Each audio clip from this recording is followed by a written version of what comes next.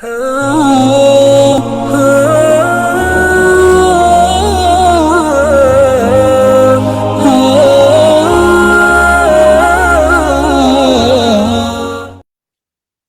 باللہ من الشیطان الرجیم بسم اللہ الرحمن الرحیم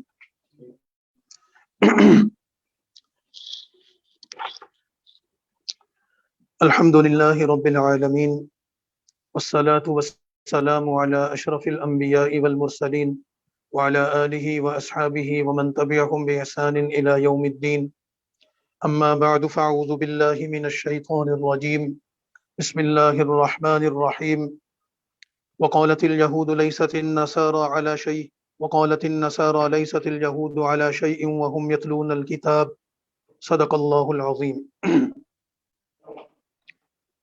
سورۃ البقرہ کے 14ویں رکوع سے اور آیت نمبر 113 سے آج ہمارے تیسرے درس کا آغاز ہے۔ سورہ بقرہ کے چوتھے رکوع سے بنی اسرائیل کے حالات و واقعات کا ذکر شروع ہوا تھا کہ اللہ رب العزت نے مسلمانوں کو بنی اسرائیل کے ماضی سے آگاہ فرماتے ہوئے یہ تفصیلات بیان فرمائی ہیں کہ کون کون سے انعامات اللہ نے بنی اسرائیل پر کیے، اور اس کے بدلے میں بنی اسرائیل نے اطاعت و فرما برداری کرنے کی بجائے نافرمانی، بغاوت اور سرکشی کی کون کون سی راہیں اختیار کی، اور اپنے پیغمبر حضرت موسیٰ علیہ السلام کو، حضرت ہارون علیہ السلام کو، حضرت عیسیٰ علیہ السلام کو اور دیگر نبیوں کو کیسے ستایا۔ یہ ساری کی ساری تفصیلات کہ اللہ کے انعامات بنی اسرائیل پر کیا ہوئے اور اللہ تعالیٰ کی طرف سے جو عذاب اور جو سختیاں ان پر آئیں وہ کیا ہوئی، وہ ساری کی ساری ہم یہاں پر بیان کر چکے ہیں۔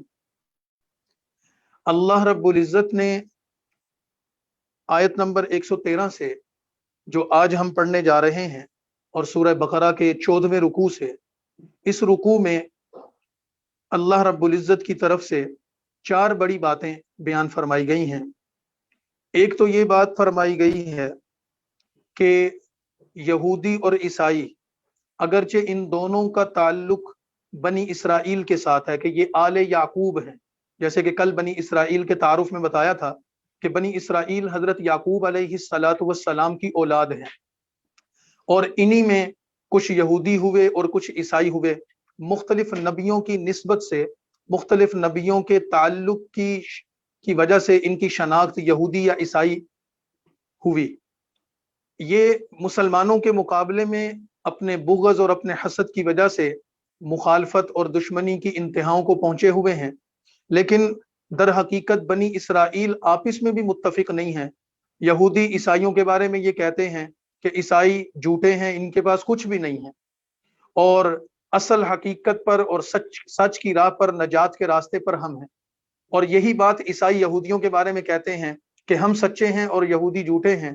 ایک تو قرآن کریم نے ان کے اس طرز عمل کا تذکرہ کرتے ہوئے فرمایا کہ یہ آپس میں اتنے متعصب ہیں، ایک دوسرے پر الزام لگاتے ہیں، ایک دوسرے پر الزام تراشی کرتے ہوئے ایک دوسرے کی مخالفت کرتے ہیں، انکار کرتے ہیں۔ ان دونوں کا راستہ یہ اعتدال کا راستہ نہیں ہے۔ دوسری بات اس رکوع میں یہ فرمائی ہے کہ جس طرح کہ رکوع نمبر 13 میں ایک چیز کی طرف اشارہ کیا تھا کہ اللہ تعالیٰ نے مسلمانوں کو قبلے کی تبدیلی کا حکم فرمایا، جس کا بیان ابھی 2-3 رکوع کے بعد دوسرے پارے کے شروع میں تفصیل کے ساتھ آ رہا ہے۔ تو یہودیوں نے اس پر اعتراض کرنا شروع کیا، اسی طرح عیسائیوں نے اعتراض کرنا شروع کیا، اسی طرح مکہ کے مشرکین نے، تینوں مذاہب کے لوگوں نے اعتراض کرنا شروع کیا کہ اگر مسلمان سچے ہیں اور ان کا قبلہ ایک متعین تھا بیت اللہ شریف، خانہ کعبہ، اس کو چھوڑ کر اب یہ بیت المقدس کی طرف رخ کر کے نماز کیوں ادا کر رہے ہیں؟ تو اس اعتراض کا جواب دیتے ہوئے اللہ تعالیٰ کی طرف سے بتایا گیا کہ دیکھو، اللہ کسی قبلے کا محتاج نہیں ہے، اللہ مشرق و مغرب کا محتاج نہیں ہے، کسی سمت میں رخ کر لو، تمہیں اللہ تعالیٰ ہر سمت میں ملیں گے۔ فَأَيْنَمَا تُوَلُّوا فَثَمَّ وَجْهُ اللَّهِ، تم مشرق میں، مغرب میں، شمال میں، جنوب میں کسی بھی طرف چلے جاؤ، تمہیں اللہ تعالیٰ کی ذات ملے گی، اور تم اس حقیقت کا انکار نہیں کر سکتے۔ تم سمت کے محتاج ہو، تم اطراف کے محتاج ہو، اللہ سمت اور اطراف کا محتاج نہیں ہے۔ اور دوسری بات یہ کہ اس میں حکمت یہ ہے کہ اللہ رب العزت نے جو قبلے کی تبدیلی اور اس میں ترمیم کا حکم جاری فرمایا، تو یہ پیغام تھا اس بات کا کہ اصل چیز رخ مقصود نہیں ہے کہ تم مشرق یا مغرب یا شمال کی طرف رخ کر کے عبادت کرو، یہ بھی اصل مقصود نہیں ہے۔ اصل مقصود تو اللہ کی عبادت ہے، اللہ کی اطاعت ہے۔ اللہ ہمیں کہے کہ مشرق کی طرف رخ کرو تو ہم مشرق کی طرف جائیں گے، اللہ ہمیں کہے کہ مغرب کو رخ کرو تو ہم مغرب کی طرف جائیں گے، اللہ ہمیں شمال و جنوب کی طرف متوجہ کرے تو ہم شمال و جنوب کی طرف متوجہ ہو جائیں گے، اللہ ہمیں خانہ کعبہ کی طرف متوجہ کرے ہم اس کی طرف رخ کریں گے، اللہ تعالی ہمیں بیت المقدس کی طرف رخ کرنے کا حکم دے ہم ادھر متوجہ ہو جائیں گے۔ تو اصل میں اللہ کی اطاعت ہے، جس چیز میں اللہ کی اطاعت اور اس کی رضا ہے ہم تو وہ کرتے ہیں۔ دوسری چیز یہ بتا دی۔ تیسری چیز اس میں یہ بتائی اس رکوع کے اندر کہ یہودی، عیسائی اور مشرکین یہ مسلمانوں کو مختلف طرح کی بحثوں میں الجھا کر، دراصل کبھی قبلے کی بحث چھیڑ کر، کبھی احکام کی کہ نازل ہونے قرآن کریم کی حیثیت و حقیقت اور احکام کی ترمیم و تبدیلی یا ان کے منسوخ ہونے کی بحثیں چھیڑ کر یہ مسلمانوں کو اصل راستے سے روکنا چاہتے ہیں، اور ان کا ٹارگٹ یہ ہے کہ یہ مسلمانوں کو عبادت کرنے سے روکنا چاہتے ہیں، ان کی عبادت گاہوں میں جانے سے روکنا چاہتے ہیں، ان کی عبادت گاہوں کو ویران کرنا چاہتے ہیں۔ تو اس چیز کی نفی کرتے ہوئے فرمایا کہ اللہ تعالیٰ کی عبادت گاہوں کو عبادت کے لیے آباد کرنا یہ تو ایمان والوں کا شیوا ہے، اور عبادت گاہوں میں بگاڑ پیدا کرنا اور عبادت گاہوں کو ویران کرنا یہ اللہ کے ماننے والوں کا اور اس کے فرمانبرداروں کا شیوا نہیں ہو سکتا۔ اسی طرح اس رکوع میں مشرکین کے اس عقیدے کی نفی فرمائی کہ وہ اللہ کو چھوڑ کر بتوں کو خدا کے ساتھ شریک قرار دیتے تھے۔ اسی طرح مشرکین فرشتوں کو اللہ کی بیٹیاں قرار دیتے تھے۔ اسی طرح عیسائی حضرت عیسیٰ علیہ السلام کو خدا کا بیٹا قرار دیتے تھے۔ اسی طرح یہودی حضرت عزیر علیہ السلام کو خدا کا بیٹا قرار دیتے تھے۔ تو توحید کی دعوت دیتے ہوئے یہ کہا گیا کہ اللہ اولاد سے، خاندان سے، ان چیزوں سے پاک ہے، وہ تو خالق کائنات ہے، اس کی کوئی اولاد نہیں، لہذا شرک کی نفی کرتے ہوئے توحید کی دعوت دی گئی۔ اور پھر اس رکوع میں ان لوگوں کی کہ جو لوگ مخلص ہیں، جو اہل کتاب میں سے تھے، اللہ نے جب ان کو تورات و انجیل دی اور انہوں نے اس تورات و انجیل پر عمل کیا اور اس کے احکامات کی اطاعت کی، اور پھر جب اللہ کے نبی صلی اللہ علیہ وسلم تشریف لائے تو انہوں نے ان کے احکامات کی بھی بجا آوری کرتے ہوئے اسلام کی دعوت کو قبول کر کے ایمان کی دولت کو قبول کیا اور قرآن کی اطاعت کی۔ اللہ نے ان مخلصین کی تعریف فرمائی، اور آخر میں اس رکوع میں مسلمانوں کو یہ ہدایت کر دی کہ مسلمانوں یاد رکھنا، یہودی اور عیسائی در حقیقت تمہارے کبھی دوست اور ہمدرد نہیں ہو سکتے۔ ظاہری طور پر تم سے دوستی کر لیں گے کسی مفاد کے لیے، تمہیں مطمئن کرنے کے لیے، لیکن در حقیقت یہودی اور عیسائی تمہاری دین کی اور تمہاری شریعت کی اور تمہارے اسلام اور ملت کی تباہی چاہتے ہیں، خاتمہ چاہتے ہیں، تمہارے اندر سے دشمن ہیں، لہذا ان سے دوستی اور دشمنی کے معاملات میں اللہ کے احکام کو سامنے رکھو۔ اور نبی کریم صلی اللہ علیہ وسلم کو مخاطب ہو کر فرما دیا، آپ کو ہم نے بشیر اور نذیر بنا کر دین حق دے کر بھیجا ہے، لہذا آپ کو کسی کی فکر کرنے کی ضرورت نہیں، آپ اپنی دعوت دیتے رہیں، اللہ کی مدد سے آپ غالب آئیں گے۔ یہ رکوع نمبر 14 کا خلاصہ ہے۔ اب ذرا آیات کو دیکھ لیجئے۔ فرما رہے وقالت الیہود لیست النصارى علی شیء، یہودی کہتے ہیں کہ نصارہ کے پاس کوئی چیز نہیں، وہ تو ہدایت کے راستے پر نہیں۔ وقالت النصارى لیست الیہود علی شیء، اور نصارہ یعنی کہ عیسائی کہتے ہیں کہ یہودی راہ حق پر نہیں ہیں۔ وہم یتلون الکتاب، حالانکہ دونوں کے پاس کتاب موجود ہے۔ کذالک قال الذین لا یعلمون مثل قولہم، ایسے ہی باتیں وہ لوگ بھی کہتے ہیں جن کے پاس علم موجود نہیں، ان کا یہ سب کچھ کہنا جہالت کی وجہ سے۔ واللہ یحکم بینہم یوم القیامہ، پھر اللہ قیامت کے دن ان کے اختلافات میں فیصلہ کر دے گا، اور اللہ کا فیصلہ اصل فیصلہ ہوگا۔ ومن اظلم ممن منع مساجد اللہ، اور ان لوگوں سے بڑھ کر ظالم کون ہوگا جو اللہ کی مسجدوں میں، اللہ کی عبادت گاہوں میں اس کا نام لینے کی ممانعت کرتے ہیں، وسعی فی خرابها، اور اس کو ویران کرنے کی کوشش کرتے ہیں۔ اولئک ما کان لهم ان يدخلوها الا خائفین، ایسے لوگوں کو حق نہیں پہنچتا کہ وہ اس میں داخل ہوں، ہاں اگر وہ عبادت گاہوں میں داخل ہونا چاہتے ہیں تو اللہ سے ڈرتے ہوئے داخل ہوں، یعنی عبادت کی نیت سے داخل ہوں، فساد کی نیت سے مسجدوں میں عبادت گاہوں میں داخل نہ ہو۔ لہم فی الدنیا خزی ولہم فی الآخرۃ عذاب عظیم، ان کے لیے دنیا میں بھی ذلت اور ان کے لیے آخرت میں بھی بہت بڑا عذاب ہے۔ اور توحید کی دعوت دیتے ہوئے فرمایا وَلِلَّهِ الْمَشْرِقُ وَالْمَغْرِبُ، مشرق و مغرب سب اللہ ہی کا ہے، تم جدھر بھی رخ کرو گے فَأَيْنَمَا تُوَلُّوا فَثَمَّ وَجْهُ اللَّهِ، اللہ کا رخ بھی ادھر موجود ہے، یعنی تم اللہ کو پالو گے۔ ان اللہ واسع علیم، بے شک اللہ وسعت والا اور جاننے والا ہے۔ وقالوا اتخذ اللہ ولدا سبحانہ، اور یہ کافر کہتے ہیں کہ اللہ کا بیٹا ہے، نعوذ باللہ، جیسے حضرت عیسیٰ کو خدا کا بیٹا، حضرت عزیر کو خدا کا بیٹا، یا مشرکوں نے فرشتوں کو خدا کی بیٹیاں قرار دیا، سبحانہ، اللہ ان برے عقیدوں سے پاک ہے، ان الزامات سے پاک ہے۔ اللہ ما فی السماوات والارض، جو کچھ زمین و آسمان میں ہے سب اس اللہ کا ہے اور سب اس کے فرما بردار ہیں۔ بدیع السماوات والارض، آسمان اور زمین کا پیدا کرنے والا وہ اللہ ہے۔ فَإِذَا قَضَىٰ أَمْرًا فَإِنَّمَا يَقُولُ لَهُ كُن فَيَكُونُ، اور جب کوئی چیز وہ اللہ کرنا چاہتا ہے تو صرف وہ یہ ارادہ کرتا ہے کن، تو وہ چیز خود بخود ہو جاتی۔ وَقَالَ الَّذِينَ لَا يَعْلَمُونَ لَوْلَا يُكَلِّمُنَا اللَّهُ أَوْ تَأْتِينَا آيَةٌ، اور بے علم لوگ اپنے جہالت کی وجہ سے کہتے ہیں اللہ ہم سے براہ راست کلام کیوں نہیں کرتا؟ اگر اللہ ہماری ہدایت چاہتا ہے تو اس نے اس نبی کو کیوں بھیجا؟ وہ براہ راست ہمیں مخاطب ہوتا، ہم سے کلام کرتا اور ہمیں کہتا کہ یہ کرو اور یہ نہ کرو۔ فرمایا کہ یہ ان کی بات جہالت کی وجہ سے ہے۔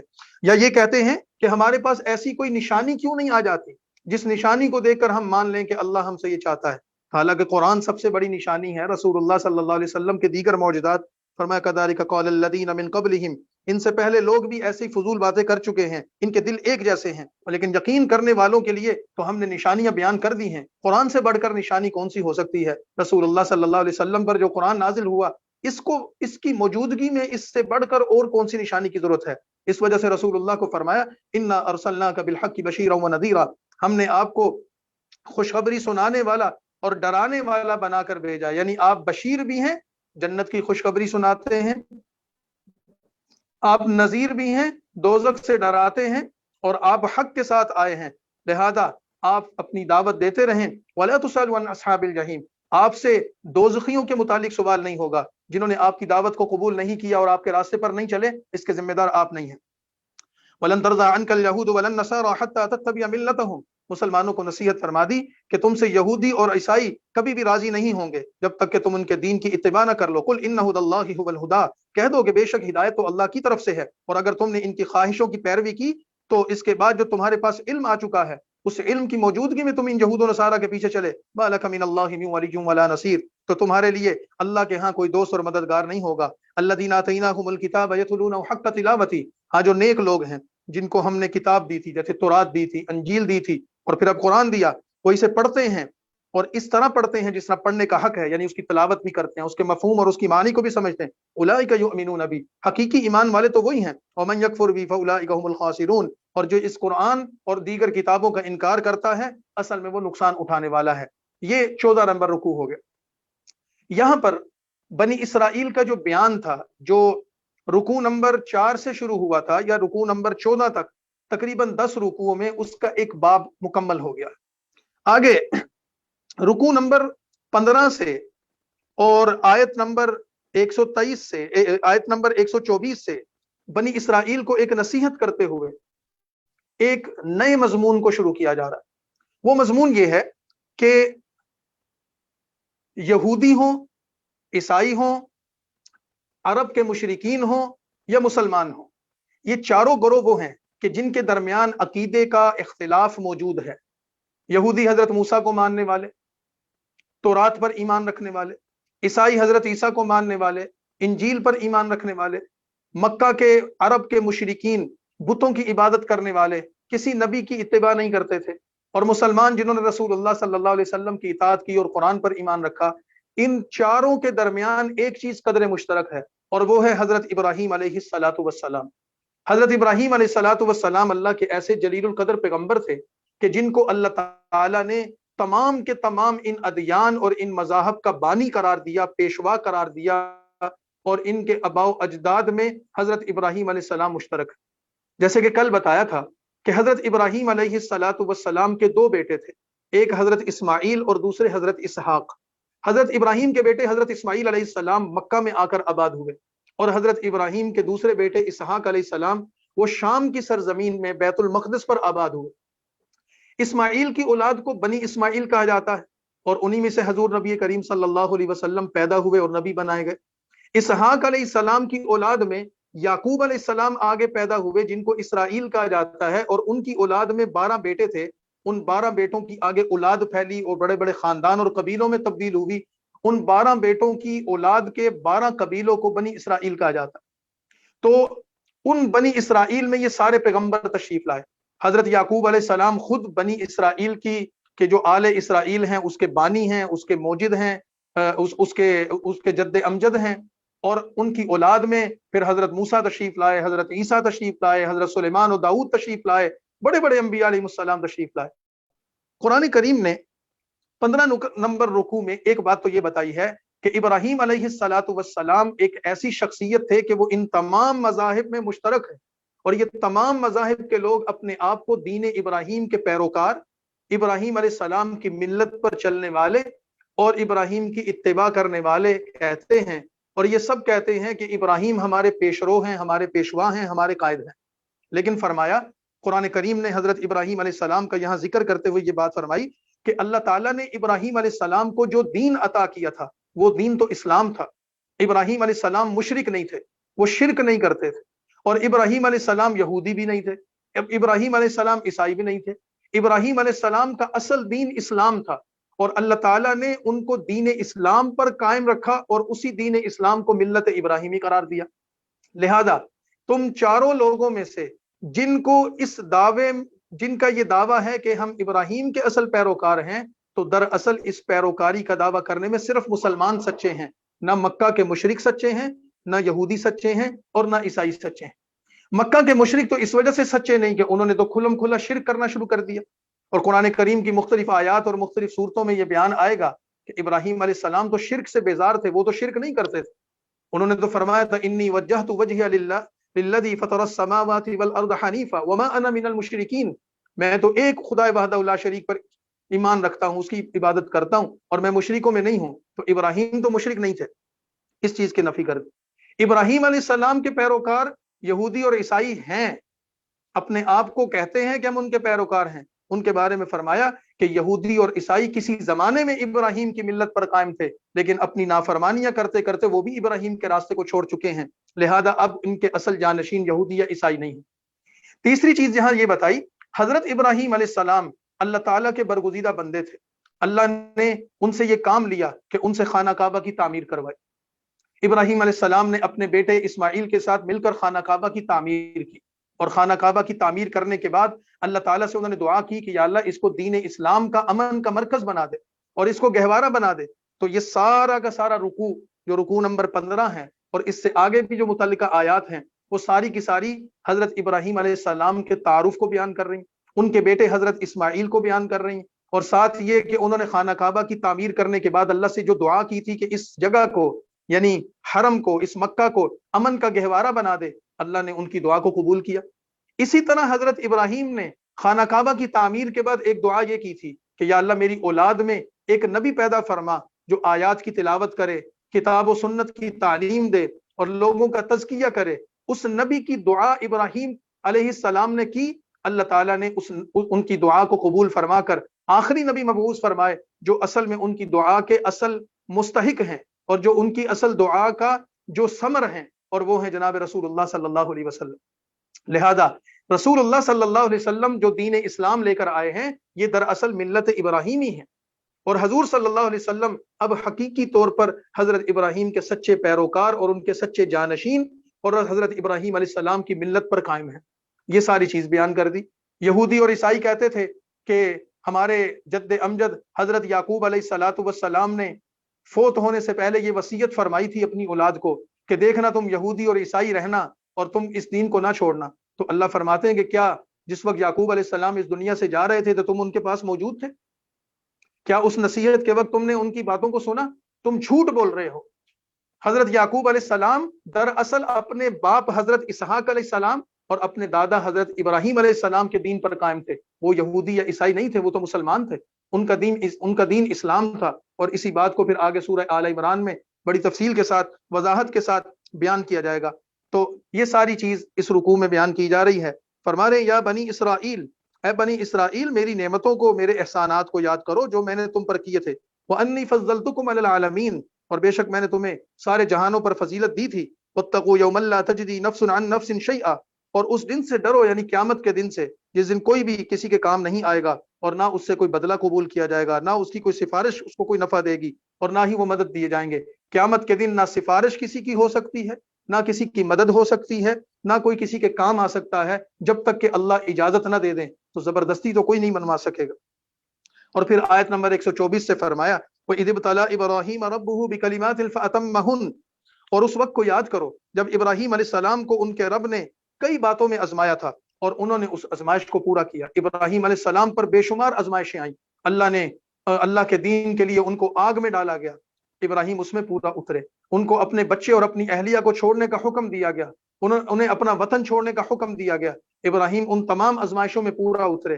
ابراہیم علیہ السلام پر اللہ تعالیٰ کی طرف سے اتنی آزمائشیں آئیں، اللہ فرماتے ہیں کہ ہر آزمائش میں وہ کامیاب ہوئے۔ اور انی جاعلک للناس اماما، اور جب وہ آزمائشوں میں کامیاب ہوئے تو اللہ تعالیٰ نے فرمایا کہ بے شک میں تمہیں اب دنیا کے انسانوں کا سردار اور پیشوا بنا دوں گا۔ قال ومن ذریتی، تو ابراہیم علیہ السلام نے دعا کی کہ یا اللہ میری اولاد میں بھی اس قیادت و سیادت کے منصب کو جاری فرما۔ اللہ نے فرمایا لا ینال عہد الظالمین، تمہاری اولاد میں یہ سلسلہ جاری ہوگا، لیکن جو لوگ ظالم ہوں گے وہ آپ کے جانشین نہیں بنیں گے۔ تو یہ یہودی اور عیسائیوں کو تنبیہ ہو گئی، تم بے عمل ہو گئے ہو اس وجہ سے ابراہیم کے تم اب جانشین نہیں رہے۔ وَإِذْ جَعَلْنَا الْبَيْتَ مَثَابَةً لِلنَّاسِ وَأَمْنًا، اور جب اس وقت کو یاد کرو کہ جب ہم نے کعبہ شریف کو، بیت اللہ شریف کو لوگوں کے لیے عبادت کی اور امن کی جگہ بنا دیا۔ وَاتَّخِذُوا مِن مَّقَامِ إِبْرَاهِيمَ مُصَلًّى، اور اس میں مقام ابراہیم کو نماز کی جگہ بنا دی۔ خانہ کعبہ وہ مرکز ہے، خانہ کعبہ کی طرف رک کر کے نماز ادا کی جاتی ہے، اور یہ خانہ کعبہ، اس کے ارد گرد کا علاقہ مسجد الحرام اور پورا علاقہ حرم، وہ پورے کے پورے علاقے کو اللہ نے امن کی جگہ ایسے بنا دیا کہ وہاں کسی انسان کا قتل اور اس پر ظلم تو دور کی بات ہے، کسی جانور کو قتل کرنا بھی جائز نہیں، کسی درخت اور گھاس کو کاٹنا بھی جائز نہیں۔ اللہ تعالیٰ نے اس جگہ کو ایسا امن کا گہوارہ بنایا، اور وہ پتھر جس پر حضرت ابراہیم علیہ السلام نے کھڑے ہو کر خانہ کعبہ کی تعمیر کی تھی اور ان کے نقش پا اس پتھر پر موجود ہیں، اللہ نے اس پتھر کو بھی بابرکت بنا کر خانہ کعبہ کے پاس ابراہیم علیہ السلام کی یادگار کو چھوڑ دیا۔ اب جب بھی کوئی طواف کرنے والا طواف کرتا ہے تو اس کے طواف کے ساتھ لازمی طور پر حکم ہے کہ مقام ابراہیم کے پاس نماز ادا کرے۔ واحدنا الی ابراہیم و اسماعیل، اور ہم نے ابراہیم اور اسماعیل سے عہد لیا تھا کہ میرے گھر کو طواف کرنے والوں اور اعتکاف کرنے والوں اور رکوع کرنے والوں اور سجدہ کرنے والوں کے لیے پاک رکھو۔ اللہ تعالیٰ سے انہوں نے عہد کیا اور اس کو پورا کیا۔ وَإِذْ قَالَ إِبْرَاهِيمُ رَبِّ اجْعَلْ هَٰذَا بَلَدًا آمِنًا، اور جب ابراہیم علیہ السلام نے یہ دعا کی کہ اے میرے پروردگار اس شہر کو امن کا شہر بنا دے اور اس کے رہنے والوں کو پھلوں سے رزق عطا فرما، یعنی کہ وافر طور پر رزق فراوانی فرما۔ وَمَنْ آمَنَ مِنْهُمْ بِاللَّهِ وَالْيَوْمِ الْآخِرِ، ان کی دعا ان لوگوں کے لیے ہے جو اللہ اور قیامت پر ایمان رکھتے۔ قَالَ وَمَنْ كَفَرَ فَأُمَتِّعُهُ قَلِيلًا، تو فرمایا کہ جو کافر ہوگا اس سے بھی تھوڑا سا فائدہ پہنچاؤں گا۔ ثُمَّ أَضْطَرُّ إِلَىٰ عَذَابِ النَّارِ، آپ کی اولاد میں نافرمانوں کو دنیا میں کچھ نہ کچھ رزق ملتا رہے گا، دنیا کی فراوانی میسر رہے گی، لیکن پھر آخرت میں ان کو عذاب میں جانا ہوگا۔ وَبِئْسَ الْمَصِيرُ، اور وہ جہنم بڑا برا ٹھکانہ ہے۔ وَإِذْ يَرْفَعُ إِبْرَاهِيمُ الْقَوَاعِدَ مِنَ الْبَيْتِ وَإِسْمَاعِيلُ، اور جب ابراہیم اور اسماعیل علیہ السلام کعبے کی بنیادیں اٹھا رہے تھے، یعنی اس کی تعمیر کر رہے تھے، حدیث پاک میں آتا ہے کعبہ شریف کی سب سے پہلی بنیاد تو حضرت آدم علیہ السلام نے رکھی، آدم علیہ السلام، اور اس سے پہلے فرشتوں نے اس کی تعمیر کی تھی۔ ابراہیم علیہ السلام نے اس کی بنیادوں کو نہیں اٹھایا، بلکہ ان بنیادوں کی نشاندہی اللہ نے ان کو فرما دی، اور انہوں نے ان بنیادوں کے اوپر کعبہ کی دیواروں کو کھڑا کیا، کیونکہ وہ وقت کے گزرنے کے ساتھ ساتھ منہدم ہو چکا تھا۔ تو فرمایا کہ جب وہ کعبہ کی بنیادیں اٹھا رہے تھے تو انہوں نے دعا کی اے ہمارے پروردگار تقبل منا، کہ ہمارا یہ عمل قبول فرما، انک انت السمیع العلیم، بے شک تو سننے والا جاننے والا ہے۔ اور انہوں نے یہ دعا کی ربنا وجعلنا مسلمین، اے ہمارے رب ہمیں اپنا فرما بردار بنا دے، اور ہماری اولاد میں سے بھی ایک جماعت کو اپنا فرما بردار بنا، وارنا مناسکنا، اور ہمیں ہمارے حج کے طریقے بتا دے، وتب علینا، ہماری توبہ قبول فرما، بے شک تو توبہ قبول کرنے والا اور رحم کرنے والا ہے۔ اور پھر یہ دعا کی ربنا وبعث فیہم رسولا، اے ہمارے رب ہماری اولاد میں ایک رسول بھیج دے، یتلو علیہم آیاتک، جو انہیں آیتیں پڑھ کر سنائے، اور ویعلمہم الکتاب والحکمہ، انہیں کتاب اور دانائی کی تعلیم دے، حکمت کی تعلیم دے، اور ویزکیہم، اور ان کو گناہوں کے راستوں سے نکال کر نیکی کے راستے پر ڈال دے، ان کو پاک کرے، انک انت العزیز الحکیم، بے شک تو غالب حکمت والا۔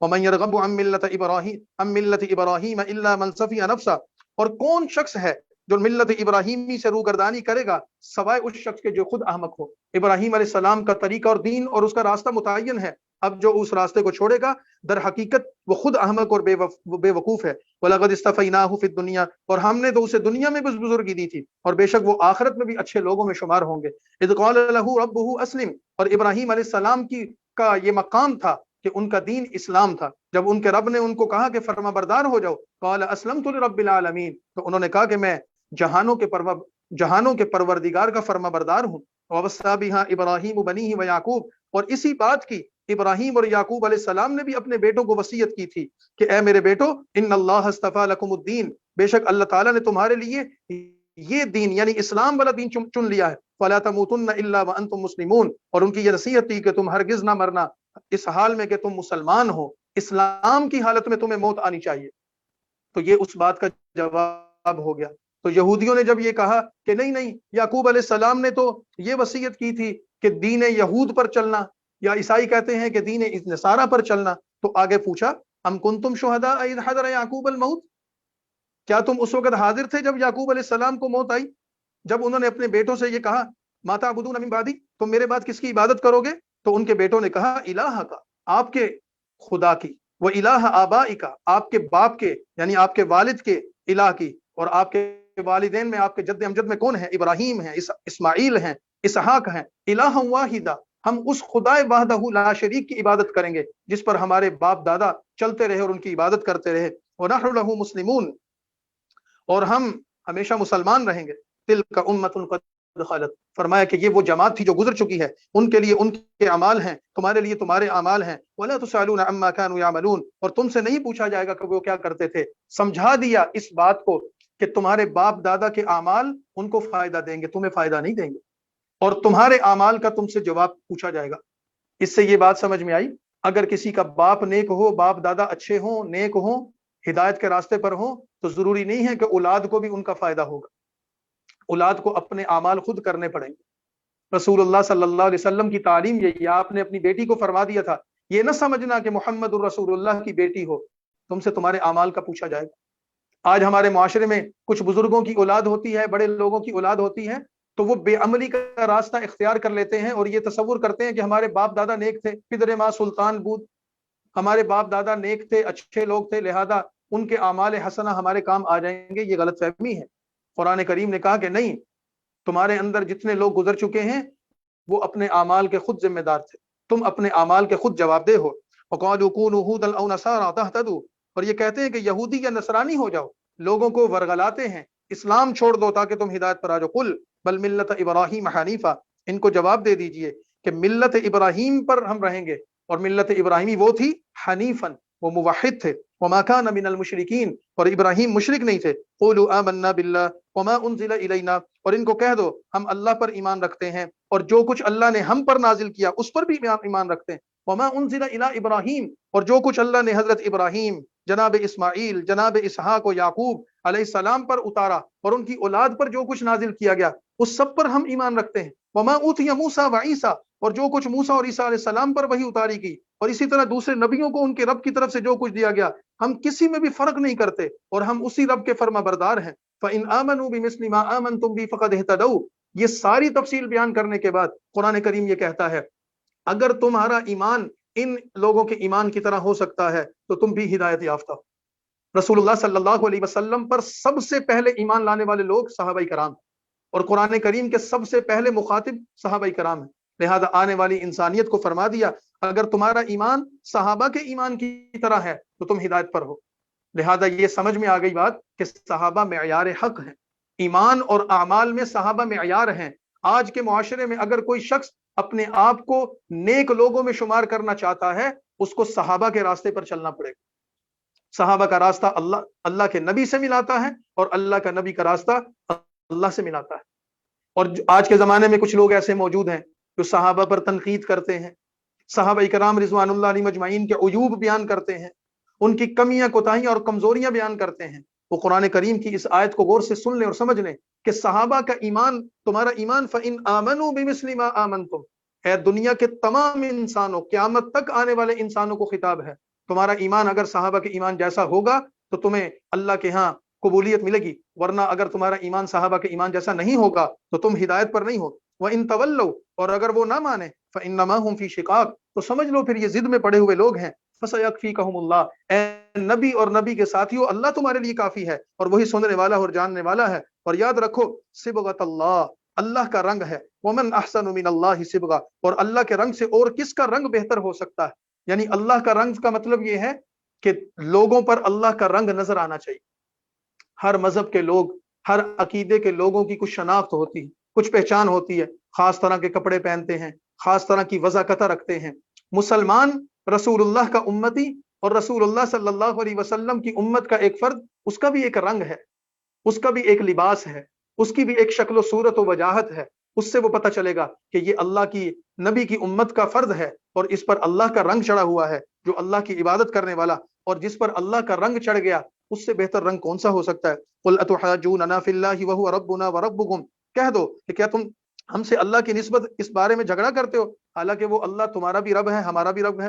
لیکن اتنی بات ہے کہ تمہارے لیے تمہارے اعمال ہیں, ہمارے لیے ہمارے اعمال ہیں. وَنَحْنُ لَهُ مُخْلِصُونَ, اور ہم خالص اسی اللہ کی عبادت کرتے ہیں. ام تقولون ان ابراہیم و اسماعیل, یا تم کہتے ہو کہ ابراہیم اور اسماعیل اور اسحاق اور یعقوب علیہ الصلاۃ والسلام اور ان پیغمبروں اور نبیوں کی اولاد کانوا ھودا او نصارا, تمہارا دعویٰ ہے کہ یہ سارے کے سارے یہودی تھے اور سارے کے سارے عیسائی تھے. قل انتم اعلم ام اللہ, اس بحث کو ختم کیا جا رہا ہے. قرآن کریم میں اس بحث کو یہ کہتے ہوئے ختم کیا جا رہا ہے کہ یہودی اور عیسائیوں, تم کہتے ہو کہ حضرت ابراہیم, ان کے بیٹے اسماعیل اور اسحاق اور ابراہیم کے پوتے یعقوب یہودی تھے یا عیسائی تھے. اللہ تعالیٰ تمہیں سمجھا چکے.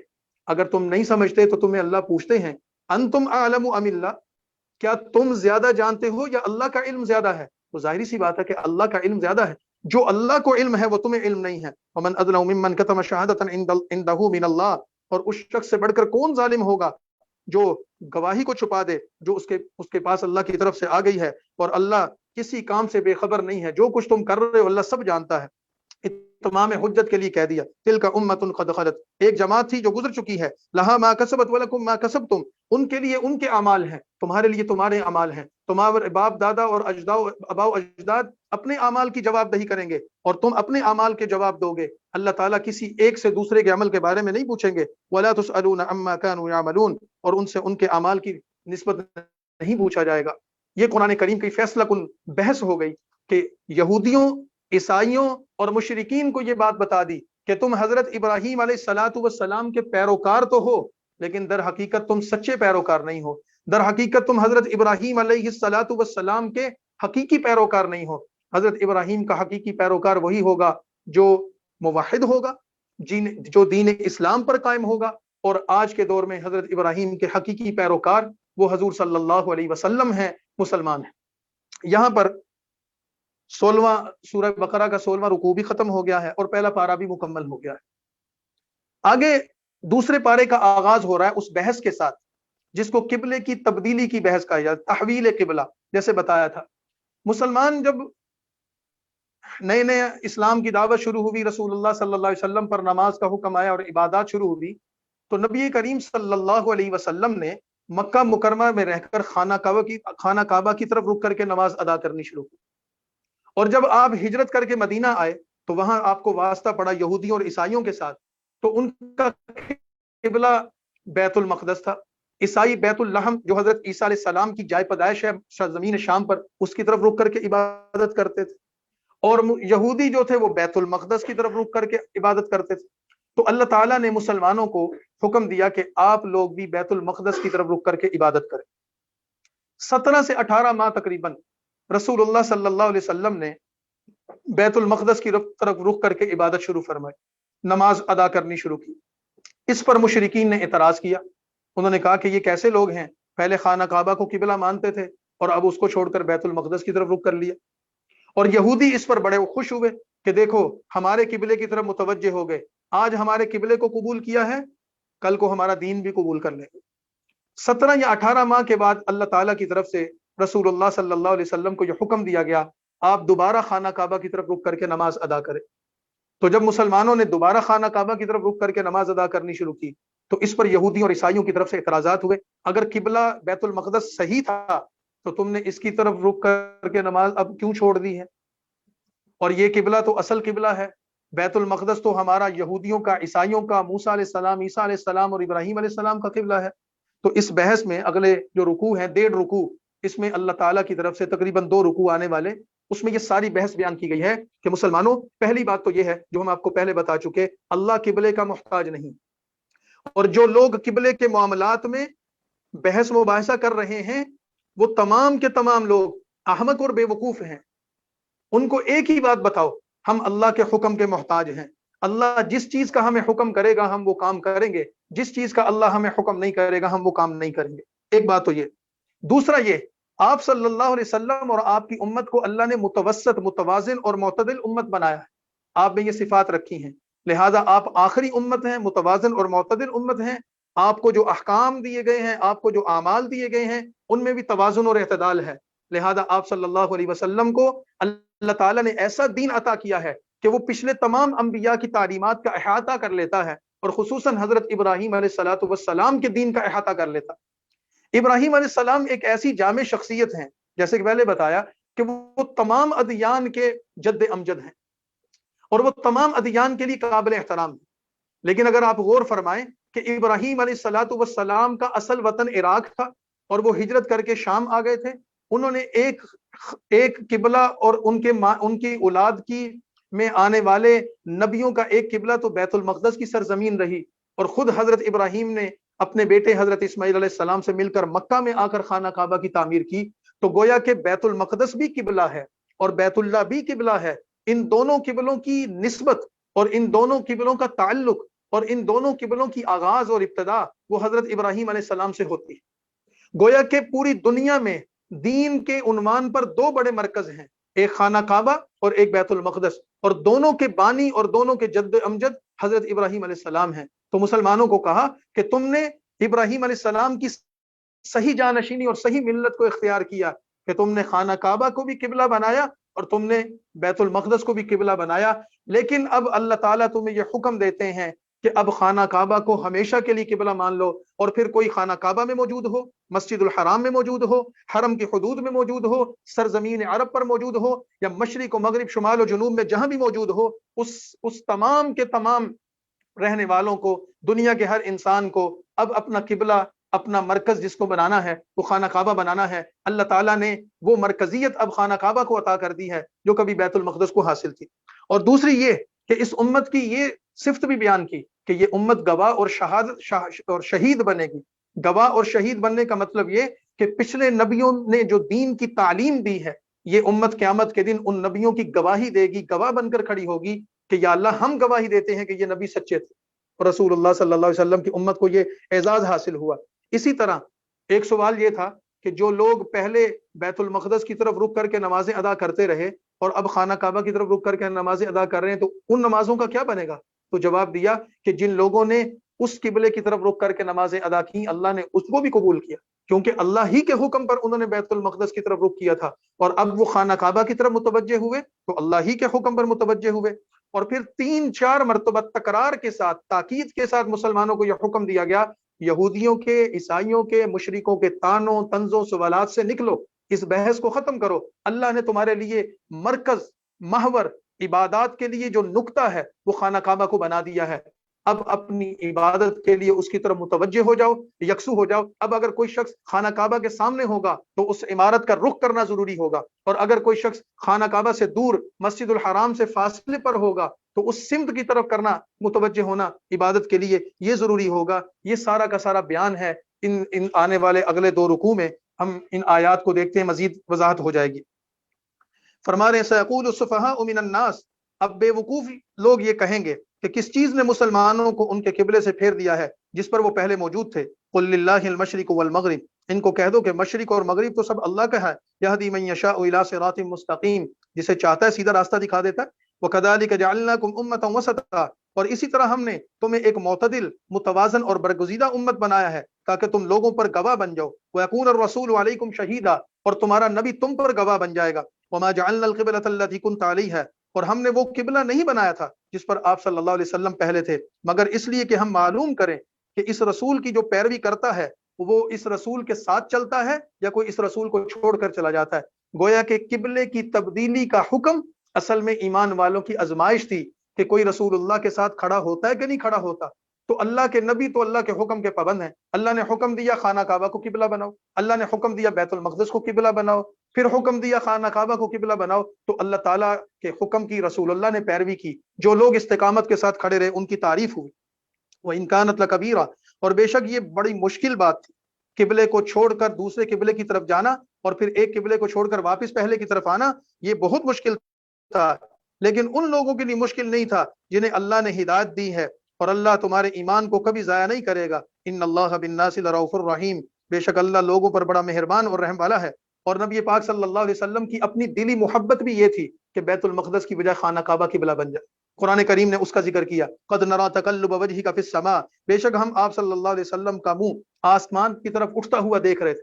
آپ بار بار دعا کرتے تھے اور آسمان کی طرف ایسے سر اٹھا کر چہرہ مبارک اوپر کر کے دیکھتے تھے کہ یا اللہ کب خانہ کعبہ کو دوبارہ قبلہ بنایا جائے گا۔ فرمایا فلنولینک قبلۃ ترضاها، تو ہم نے آپ کو اسی قبلے کی طرف پھیر دیں گے۔ فولی وجہک شطر المسجد الحرام، جسے آپ پسند کرتے ہیں، اب آپ اپنا رخ مسجد حرام کی طرف کر لیجئے۔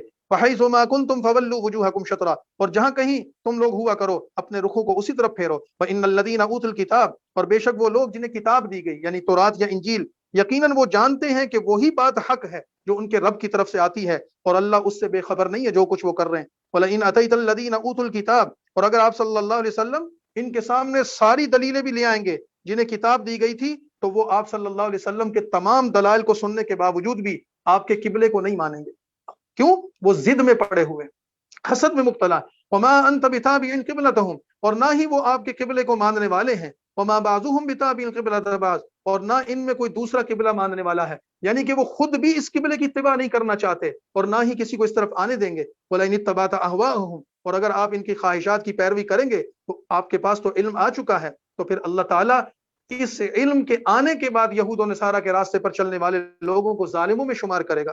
الذین آتیناہم الکتاب یعرفون، نبی پاک صلی اللہ علیہ وسلم سچے نبی ہیں، ان کا قبلہ سچا، ان کا قرآن سچا، اور یہ یہودی اور عیسائی صرف بغض اور حسد کی وجہ سے آپ کی اتباع نہیں کر رہے، ورنہ یہ لوگ جن کو اللہ نے کتاب دی تھی وہ آپ صلی اللہ علیہ وسلم کو ایسے پہچانتے ہیں جیسے کہ اپنے بیٹوں کو، حقیقی اولاد کو پہچانتے ہیں۔ جیسے کوئی انسان اپنی اولاد کو پہچاننے میں دھوکہ اور غلطی نہیں کرتا، ایسے یہ آپ صلی اللہ علیہ وسلم کو پہچاننے میں غلطی نہیں کرتے، لیکن ان لوگوں نے حق کو چھپانے کی وجہ سے آپ صلی اللہ علیہ وسلم کی اتباع سے انکار کیا ہے۔ الحق من ربک فلا تکونن من الممترین، آپ کے رب کی طرف سے حق آ چکا، اور حق وہی ہے کہ آپ صلی اللہ علیہ وسلم کو جو دیا گیا۔ وَلِكُلِّ وِجْهَةٌ هُوَ مُوَلِّيهَا فَاسْتَبِقُوا الْخَيْرَاتِ، اور ہر ایک کے لیے ایک سمت متعین ہے جس طرف وہ رخ کرتا ہے۔ آپ صلی اللہ علیہ وسلم کو حکم دیا فَاسْتَبِقُوا الْخَيْرَاتِ، نیکیوں کی طرف چلیے۔ أَيْنَمَا تَكُونُوا يَأْتِ بِكُمُ اللَّهُ جَمِيعًا، تم جہاں کہیں بھی ہوگے تم سب کو اللہ سمیٹ کر لے آئے گا، آخر تم نے اللہ ہی کی طرف جانا ہے، بے شک اللہ ہر چیز پر قادر ہے۔ وَمِنْ حَيْثُ خَرَجْتَ، اور جہاں سے آپ صلی اللہ علیہ وسلم نکلیں جس جگہ بھی ہوں، فَوَلِّ وَجْهَكَ شَطْرَ الْمَسْجِدِ الْحَرَامِ، تو اپنا منہ مسجد کی طرف کر لیا کریں، مسجد حرام کی طرف۔ اگر خانہ کعبہ کے اندر موجود ہیں تو پھر اس کو براہ راست اس کو سامنے رکھنا ضروری، مسجد حرام میں موجود ہیں تو براہ راست اس رخ کو اختیار کرنا ضروری ہے، اور جب آپ مسجد حرام سے باہر ہوں مشرق و مغرب یا شمال و جنوب میں تو پھر سمت وہ ہو جائے وہ کافی ہے۔ وَإِنَّهُ لَلْحَقُّ مِن رَبِّكَ، اور آپ کے رب کی طرف سے حق آ گیا۔ وَمَا اللَّهُ بِغَافِلٍ عَمَّا تَعْمَلُونَ، اللہ تمہارے کام سے غافل نہیں ہے۔ وَمِنْ حَيْثُ خَرَجْتَ فَوَلِّ وَجْهَكَ شَطْرَ الْمَسْجِدِ الْحَرَامِ، اور آپ صلی اللہ علیہ وسلم جہاں کہیں سے نکلیں گے اپنا رخ مسجد حرام کی طرف کیا کریں۔ وَحَيْثُ مَا كُنْتُمْ، اور مسلمانوں تم بھی جہاں کہیں موجود ہو اپنا منہ اسی کی طرف کیا کرو تاکہ تم لوگوں پر کوئی الزام نہ رہے۔ إِلَّا الَّذِينَ ظَلَمُوا، لیکن جو لوگ حق درم ہیں، ضد میں پڑے ہوئے ہیں، فَلَا تَخْشَوْهُمْ وَاخْشَوْنِي، تو تمہیں ان سے ڈرنے کی ضرورت نہیں ہے بلکہ تم اللہ سے ڈرو۔ وَلِيُتِمَّ نِعْمَتِي عَلَيْكُمْ وَلَعَلَّكُمْ تَهْتَدُونَ، اللہ تعالیٰ تاکہ تم پر اپنی نعمتیں پوری کرے اور تمہیں ہدایت کے راستے پر چلائے۔ اور پھر اس بحث کو ختم کرتے ہوئے یہ بات فرما دی، کما ارسلنا فیکم رسولا منکم، جیسا کہ ہم نے تم میں ایک رسول بھیجا جو تم پر ہماری آیتیں پڑھتا ہے، تمہیں پاک کرتا ہے، وَيُعَلِّمُهُمُ الْكِتَابَ وَالْحِكْمَةَ، تمہیں کتاب اور دانائی سکھاتا ہے۔ پیچھے دعا ذکر کی تھی، ابراہیم علیہ السلام نے یہ دعا کی تھی، یا اللہ ایک ایسا نبی بھیجتے یتلو علیہم آیاتی وَيُعَلِّمُهُمُ الْكِتَابَ وَالْحِكْمَةَ وَيُزَكِّیہم، تو اللہ تعالیٰ فرماتے ہیں کہ ابراہیم کی دعا کے بدلے میں یہ نبی آیا ہے، اور جن جن چیزوں کی دعا حضرت ابراہیم نے کی تھی انہی چیزوں کی، انہی ذمہ داریوں کو کرنے کے لیے یہ نبی تشریف لائے ہیں۔ اور جب یہ آ گئے تو پھر مسلمانوں فَاذْكُرُونِي أَذْكُرْكُمْ وَاشْكُرُوا لِي وَلَا تَكْفُرُونَ، اب مجھے یاد کرو میں تمہیں یاد کروں گا، तुम मेरी तरफ मुतवज्जे रहो, मैं तुम्हारी तरफ मुतवज्जे रहूंगा, और मेरा शुक्र करो, नाशुक्री ना करो। शुक्र इस पर करो, अल्लाह ने तुम्हें दीन इब्राहिम पर कायम रखा, इस नबी की उम्मत में रखा, और तुम्हें खाना काबा जैसा किबला अता किया। यहाँ पर यहूद और नसारा और साबका जो मजाहिब हैं उनसे मुतालिक जो बहस कुरान करीम ने जो चौथे रुकू से शुरू की थी, वो इस 18वें रुकू पर आयत नंबर 152 पर मुकम्मल हो गई। यहाँ मजामीन के एतबार से आप यूं समझिए कि सूरह बकरा का निस्फ हो गया है।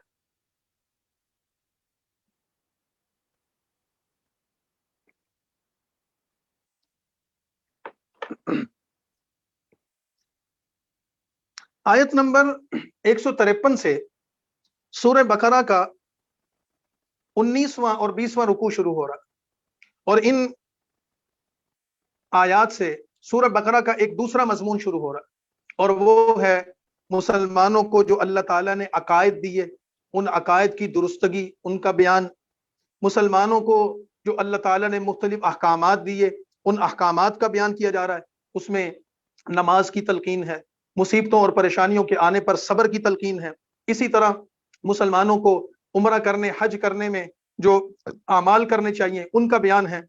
सफा मरवा की पहाड़ियां हैं, उनका जिक्र किया। उसके साथ साथ तौहीद की दावत दी, अल्लाह ताला की कुदरत की निशानियों को बयान करके बताया कि देखो इस कायनात की इतनी बड़ी बड़ी चीजों को बनाने वाला अल्लाह है, लिहाजा शिरक ना करो। और मुशरिकीन उनके जो बुरे अकायद थे, बुतों की इबादत करते थे, और इसी तरह वो अल्लाह के साथ शरीक करते थे, और उल्टे सीधे जो उन्होंने अकायद खड़ रखे थे, उन तमाम की तमाम चीजों की नफी इन रुकू नंबर 19 में और रुकू नंबर 20 में की जा रही है। फरमा रहे हैं, या अय्युहल्लदीना आमनु इस्तईनु बिस्सब्रि वस्सलाह, ईमान वालो सब्र और नमाज से मदद लिया करो।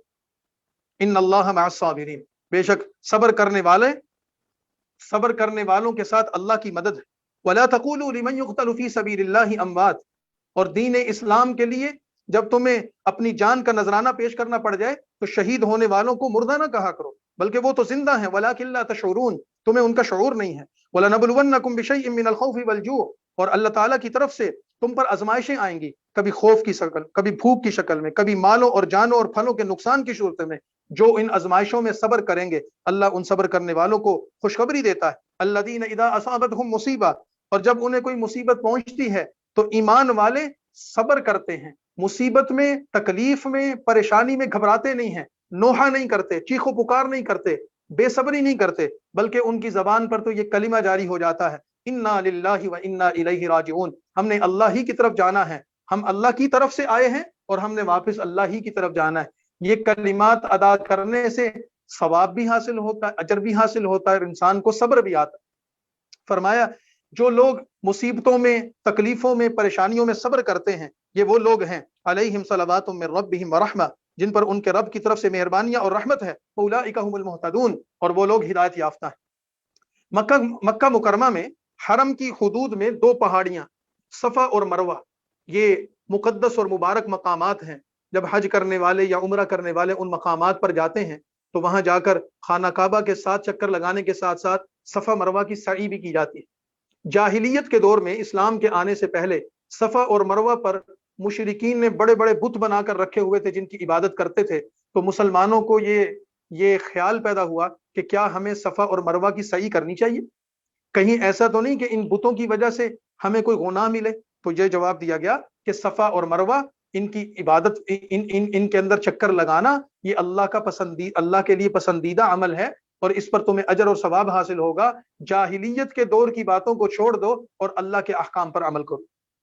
फरमाया इन्ना सफा वल मरवा मिन शआइरिल्लाह, बेशक सफा और मरवा अल्लाह की निशानियों में से हैं। पर जो काबा का हज करेगा या उम्रा करेगा, वो इस पर कोई गुनाह नहीं है कि वो इस सफा और मरवा के दरमियान तवाफ करे, यानी चक्कर लगाए। वमन ततव्वा खैरन, और जो कोई अपनी खुशी से नेकी करेगा, बेशक अल्लाह ताला उसकी नेकी को कदर की निगाह से देखेगा। खुशी से नेकी करने का मतलब ये कि जबर नहीं है, अल्लाह ताला ने हुक्म दिया करो तो तुम इस रास्ते पर चल पड़ो, अल्लाह तुम्हें इस पर अजर देगा। लेकिन वो लोग यक्तुमून मा अंज़लना मिनल बय्यिनात, कि बेशक उन खुली खुली बातों और हिदायत को जिसे हमने कुरान की शक्ल में नाजिल किया है, उसके बावजूद उसको छुपाते हैं कि हमने इनको लोगों के लिए किताब में बयान कर दिया। उलाइका यलअनहुमुल्लाह, ये हिदायत की बातें, पैगंबर, आखिरी पैगंबर की सदाकत, ये सारी की सारी बातें जो कुरान में नाजिल हुई हैं, ये इससे पहले तौरात और इंजील और दूसरी किताबों में आ चुकी हैं। लेकिन ये यहूदी और ईसाई ان باتوں کو چھپا کر عام لوگوں کو ہدایت کے راستے سے روک رہے ہیں۔ تو فرما رہے کہ جو لوگ اللہ کی نازل کردہ باتوں کو چھپاتے ہیں اور لوگوں کو دین اور ہدایت کی باتیں نہیں بتاتے، اللہ کی لعنت ان پر، وَيَلْعَنُهُمُ اللَّاعِنُونَ، اور لعنت کرنے والے بے شمار ان پر لعنت کر رہے ہیں۔ ہاں إِلَّا الَّذِينَ تَابُوا وَأَصْلَحُوا، جو لوگ توبہ کر کے اصلاح کر کے اپنے آپ کو بچا کر وہ ہدایت کے راستے پر چل پڑتے ہیں، یہی لوگ ہیں کہ جن کی اللہ توبہ قبول کرتا ہے۔ وَأَنَا التَّوَّابُ الرَّحِيمُ، اور بڑی توبہ قبول کرنے والا اور رحم کرنے والا تو اللہ ہے۔ لیکن وہ لوگ جنہوں نے کفر کیا، وَمَاتُوا وَهُمْ كُفَّارٌ، اور اس کفر کی حالت میں ہی اس دنیا سے چلے گئے، یعنی ان کو توبہ کی توفیق نہیں ہو، أُولَٰئِكَ عَلَيْهِمْ لَعْنَةُ اللَّهِ، ان پر اللہ کی لعنت، اللہ کے فرشتوں کی لعنت، وَالنَّاسِ أَجْمَعِينَ، اور لوگوں کی بھی ان پر لعنت، خالدین فیہا، وہ کفر کی حالت پر مرنے والے، بغیر توبہ کے مرنے والے ہمیشہ جہنم میں رہیں گے۔ لا یخفف عنہم العذاب ولا هم ينذرون، ان سے ان کا عذاب ہلکا نہیں کیا جائے گا اور نہ ہی ان کو کوئی مہلت ملے گی۔ وَإِلَٰهُكُمْ إِلَٰهٌ واحد، توحید کا بیان کر دیا، اللہ تمہارا ایک ہے، ایک معبود حقیقی ہے، اس کے سوا کوئی معبود نہیں۔ الرحمن الرحیم، بڑا مہربان رحمت رحم والا ہے۔ اور اس اللہ کی نشانیاں کیا ہیں؟ ان فی خلق السماوات والارض، اس اللہ نے زمین و آسمان کو پیدا کرنے میں، رات اور دن کو آپس میں تبدیل کرنے میں، والفلک التي تجری فی البحر بما ينفع الناس، جہاز جو دریاؤں میں چلتے ہیں اور لوگوں کو نفع دینے والی جو چیزیں لے کر چلتے ہیں، بڑے بڑے جہاز سمندر پر، دریاؤں پر چلتے ہوئے وزن اٹھا کر چلتے ہیں۔ وما انزل اللہ من السماء، اور اس پانی میں جسے اللہ نے آسمان سے نازل کیا، پھر اس سے مردہ زمین کو اللہ زندہ کرتا ہے۔ وبث فیہا من کل دابہ، اور اس میں ہر قسم کے چرنے والے پھرنے والے جانور موجود ہیں۔ وتصریف الریاح، اور اللہ تعالیٰ جو ہواؤں کو تبدیل کرتا ہے۔ والسحاب المسخر، اور بادل جو آسمان سے آتے ہیں اور زمین پر آ کر برستے ہیں۔ لآیات لقوم یعقلون، ان تمام کی تمام چیزوں میں، اللہ کی ان بنائی ہوئی چیزوں میں اس کی قدرت کی نشانیاں موجود ہیں۔ ومن الناس من يتخذ من دون اللہ، اتنی بڑی چیزوں کو بیان کرنے کے بعد بھی ایسے لوگ بھی ہیں جنہوں نے اللہ کے سوا اور شریک بنا لیے۔ یحبونہم کحب اللہ، جن سے وہ ایسی محبت کرتے ہیں جیسی کہ ان کو اللہ سے محبت کرنی چاہیے۔ کوئی بتوں کو سجدے کر رہا ہے، کوئی چاند سورج ستاروں کو سجدے کر رہا ہے، کوئی گائے کے پجاری بن گیا، کوئی قبروں کا پجاری بن گیا، کوئی کسی اور چیز کا پجاری بن گیا، تو یہ اللہ تعالیٰ نے گویا کہ شکوہ کیا، اللہ سے محبت کرنے کی بجائے تم ان بتوں کو اور ان جھوٹے معبودوں کو پوج رہے ہو۔ والذین آمنوا اشد حبا للہ، ایمان والوں کو تو اللہ سے سب سے زیادہ محبت ہوتی ہے۔ ایمان کی علامات میں سے ایک علامت یہ ہے کہ مومن جتنی محبت اللہ سے کرتا ہے اس سے بڑھ کر کسی سے نہیں کر سکتا، کیونکہ مومن کا یقین ہے میرا خالق اللہ، میرا مالک اللہ، مجھے رزق دینے والا اللہ، مجھے نفع نقصان دینے والا اللہ، میری زندگی اور موت کے فیصلے کرنے والا اللہ، مجھے نفع اور نقصان میں میری مدد کرنے والا اللہ۔ تو یہ سب کچھ جب اللہ کی طرف سے، پھر ہم آئے بھی اللہ کی طرف سے، جائیں گے بھی واپس اللہ کی طرف سے، تو پھر مومن کی محبت تو اس سے ہوگی۔ تو لہٰذا یہ بات کر دی۔ وَلَوْ يَرَى الَّذِينَ ظَلَمُوا إِذْ يَرَوْنَ الْعَذَابَ، اور کاش دیکھتے وہ لوگ جو ظالم ہیں کہ جب وہ عذاب کو دیکھیں گے تو اس عذاب کو دیکھ کر ان کو یقین آ جائے گا، ان القوۃ للہ جمیعا، تو پھر وہ کہیں گے کہ بے شک ساری قوت تو اللہ ہی کے پاس، اور اللہ سخت عذاب دینے والا ہے۔ استبرأ الذین اتبعوا من الذین اتبعوا ورأوا العذاب، اور جب وہ لوگ بیزار ہو جائیں گے جن کی پیروی کی گئی تھی ان لوگوں سے جنہوں نے پیروی کی تھی، اور وہ عذاب کو دیکھ لیں گے، وتقطعت بہم الاسباب، اور ان کے تعلقات ٹوٹ جائیں گے۔ دنیا میں جھوٹے معبودوں کو مان کر سجدے کر کے ان پہ نظر و نیاز چڑھانے والے اللہ کے عذاب کو دیکھ کر اپنے ان جھوٹے معبودوں کو اور اپنے ان بتوں کو چھوڑ دیں گے، ان سے بیزار ہو جائیں گے، ان سے نفرت کرنے لگیں گے، سب ایک دوسرے سے نفرت کرنے لگیں گے۔ لیکن وہ وقت پھر نفرت کا نہیں ہوگا، وہ تو فیصلے کا وقت ہوگا۔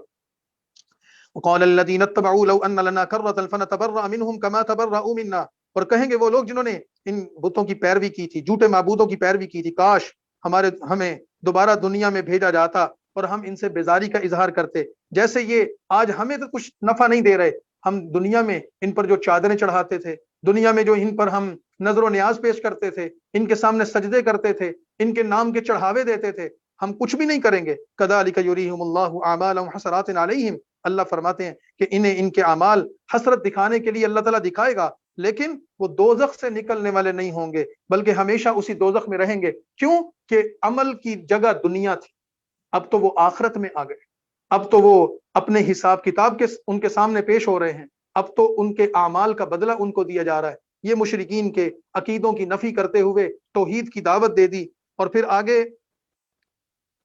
21 نمبر رکوع شروع ہو رہا ہے۔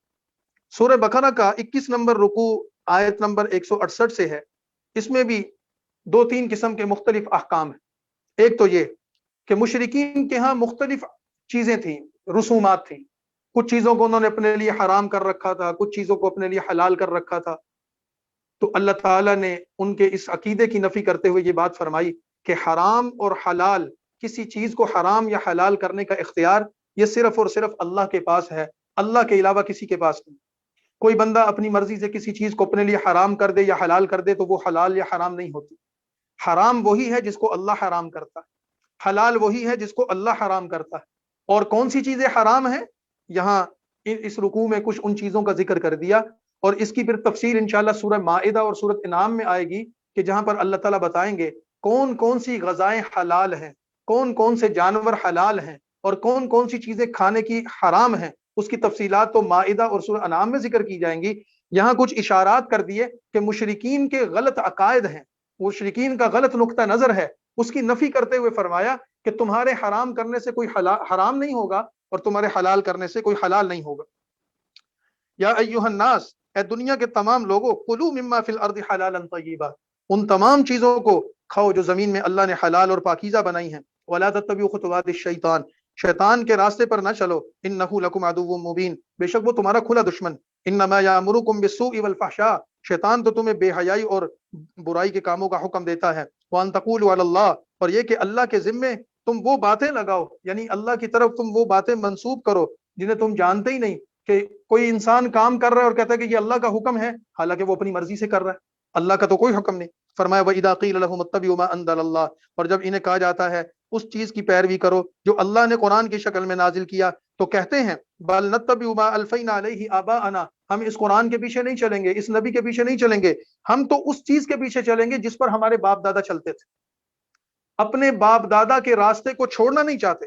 اَوَلَوْ كَانَ آبَاؤُهُمْ لَا يَعْقِلُونَ، کیا ان کے باپ دادا اگرچہ کچھ بھی نہیں سمجھتے تھے اور وہ سیدھے راستے پر نہیں تھے، کیا پھر بھی تم ان کے راستے پر چلو گے؟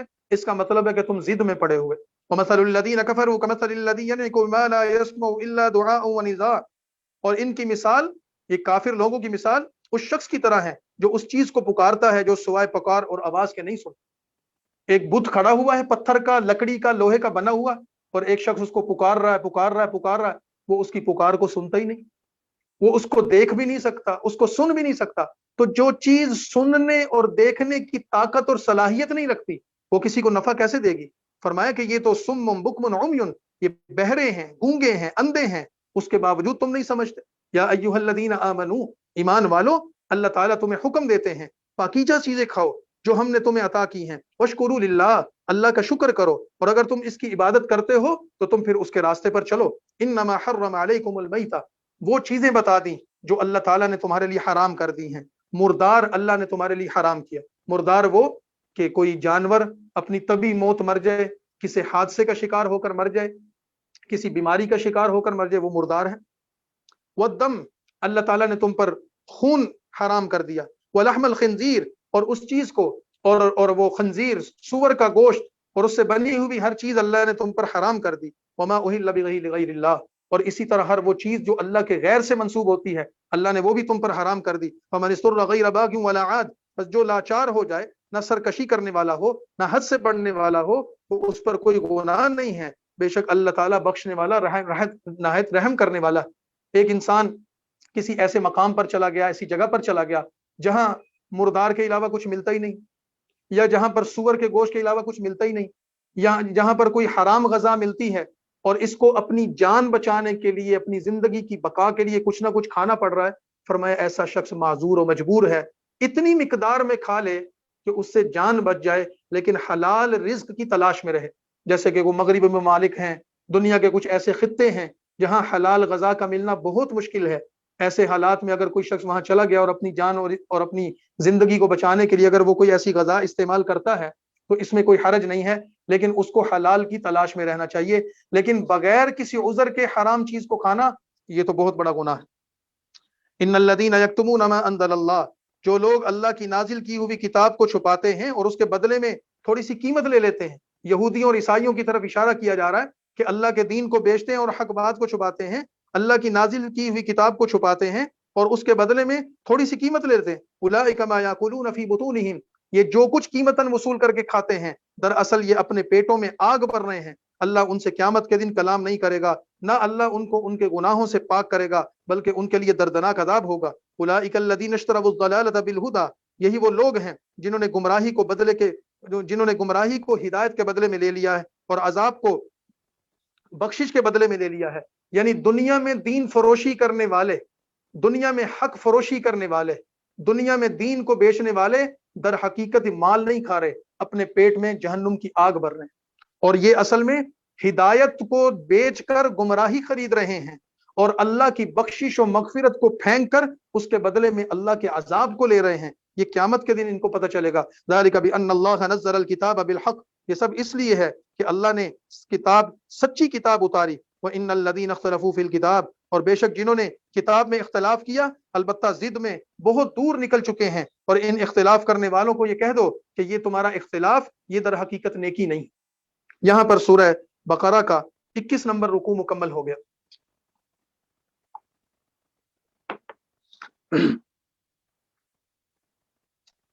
سورہ بقرہ کے 22 نمبر رکوع میں کچھ مزید احکامات ہیں. ایک تو بنیادی طور پر یہودیوں اور عیسائیوں ہی کو اشارہ کرتے ہوئے یہ بات بتائی گئی اور مسلمانوں کو نصیحت کی گئی کہ قبلے کی بحث اور پچھلے ادوار اور حالات و واقعات کی بحث سے نکل کر ان چیزوں کی ابحاث میں پڑھنے کی بجائے اعمال کی طرف متوجہ ہو جاؤ. اور اعمال میں بہترین عمل یہ بتائے نیکی کرو، والدین کے ساتھ، رشتہ داروں، عزیز و اقربا اور مستحقین کے ساتھ اپنے مال کو خرچ کرو. ایک تو اس بات کی تعلیم دی. فرمایا کہ یہ بحث مباحثہ کرنا، کون حق پر ہے کون سچ پر ہے، مناظرے مباحثے، یہ دین نہیں ہے. دین اصل عمل کا نام ہے، خدمت کا نام ہے، عبادت کا نام ہے. ایک تو یہ بات بتائی. دوسرا، اہل کتاب کے اس تذکرے کے ساتھ دو مزید احکام بیان کیے. ایک قصاص کا حکم بیان کیا. اگر کوئی شخص کسی دوسرے انسان کو ناحق قتل کر دیتا ہے تو پھر قاتل کو قصاصاً قتل کیا جائے گا، اس کا حکم بیان کیا جا رہا ہے. اور دوسرا، وصیت کا حکم بیان کیا جا رہا ہے. کوئی شخص اگر مرنے کے قریب ہے، کوئی ایسی بیماری میں مبتلا ہو گیا یا اس کی صحت ایسی ہو گئی کہ اس کو لگتا ہے کہ میں اب دنیا میں کچھ وقت کا مہمان ہوں، تو قرآن کریم نے حکم دیا کہ اس کو چاہیے کہ وہ اپنے مال کے حوالے سے وصیت کرے. یہ تین چیزیں اس رکوع نمبر 22 میں بیان کی جا رہی ہیں. فرما رہے ہیں یا لیس البر ان تولوا وجوہکم قبل المشرق والمغرب.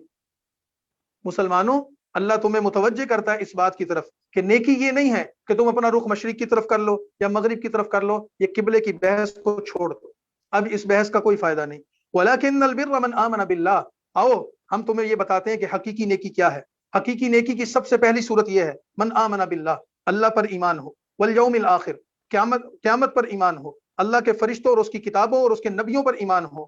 وآت المال علی حبی، اور اللہ کے دیے ہوئے مال کو اس کی اللہ کی محبت میں رشتہ داروں پر خرچ کرنا، یتیم و مساکین مسافروں پر خرچ کرنا، سوال کرنے والوں پر خرچ کرنا، غلاموں کو آزاد کروانے کے لیے اپنے مال کو خرچ کرنا، یہ ہے نیکی.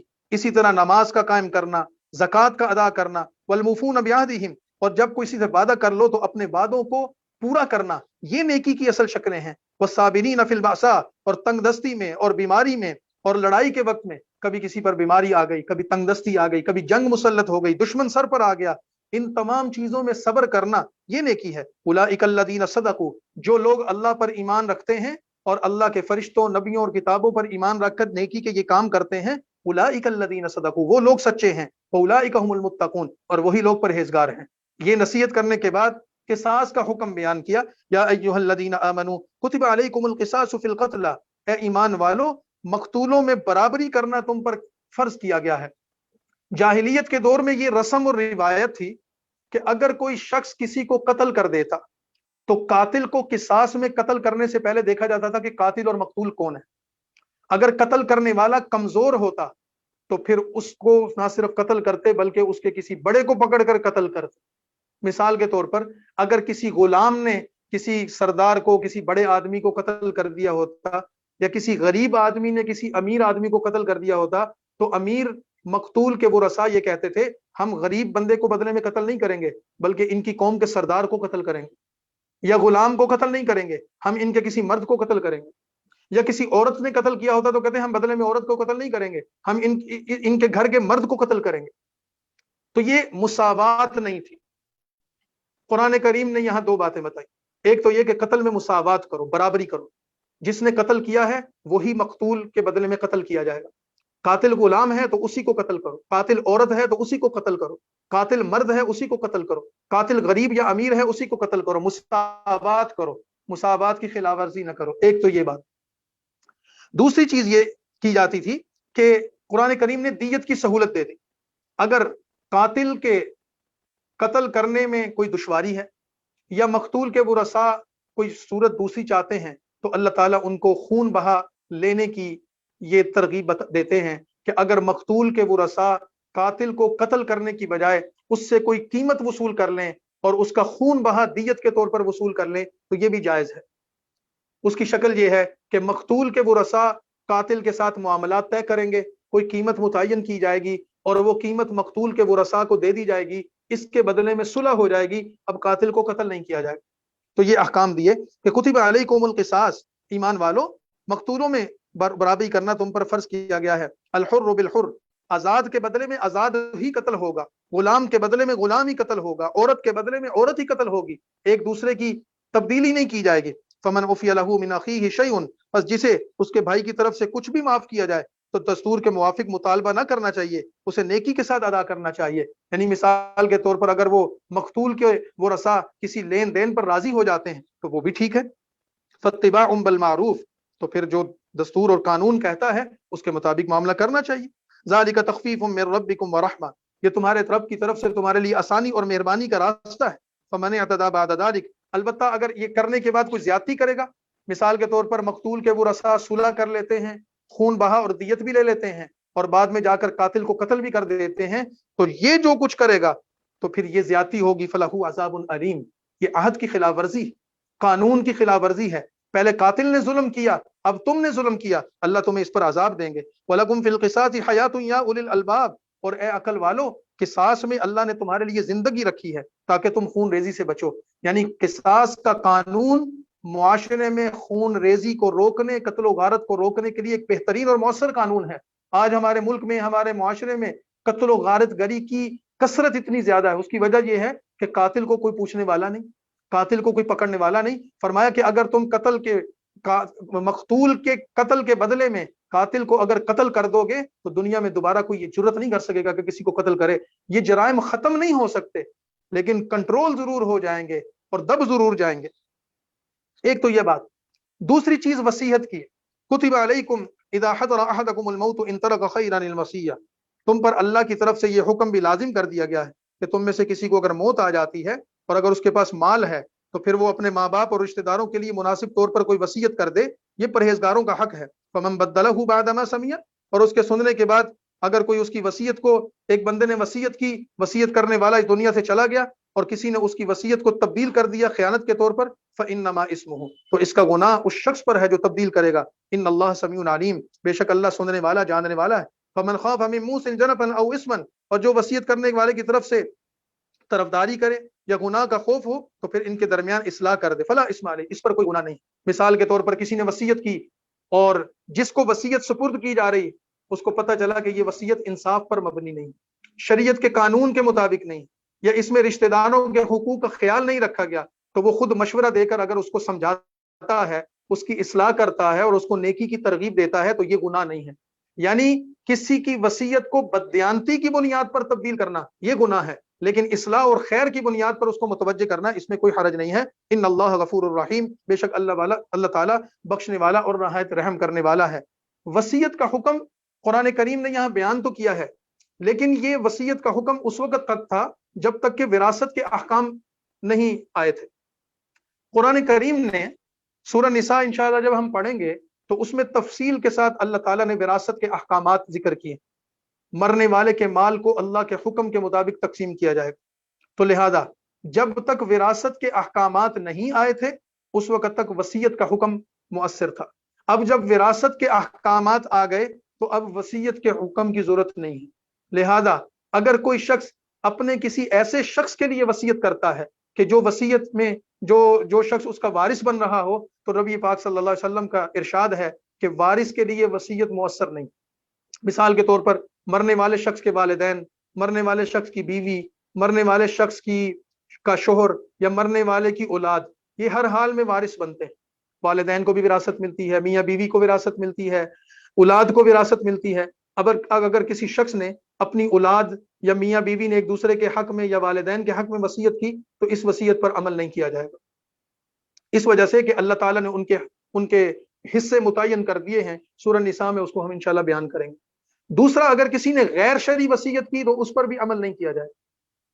اور اگر کسی نے شریعت کے مطابق وصیت کی اور وارث کے حق میں وصیت نہیں کی بلکہ غیر وارث کے حق میں وصیت کی، کوئی نیکی کے کام کی وصیت کر گیا، کسی رشتہ دار کے لیے وصیت کر گیا، کسی غریب کے لیے وصیت کر گیا، تو پھر اس کے مال کے 1/3 حصے میں وصیت پر عمل کیا جائے گا. کل مال میں وصیت پر عمل نہیں کیا جائے گا. 1/3 پر وصیت پر عمل کیا جائے گا اور بقیہ مال کو وراثت میں شریعت کے مطابق تقسیم کیا جائے گا. باقی اس کے تفصیلی مسائل اور تفصیلی معاملات ہیں، وہ علماء کرام سے پوچھنے چاہیے. سورہ بقرہ کا 23واں رکوع آیت نمبر 183 سے شروع ہوتا ہے، اور اس رکوع میں اللہ تعالیٰ کی طرف سے روزے کی فرضیت کا بیان کیا جا رہا ہے. کتب علیکم الصیام، مسلمانوں تم پر روزہ فرض کیا گیا ہے.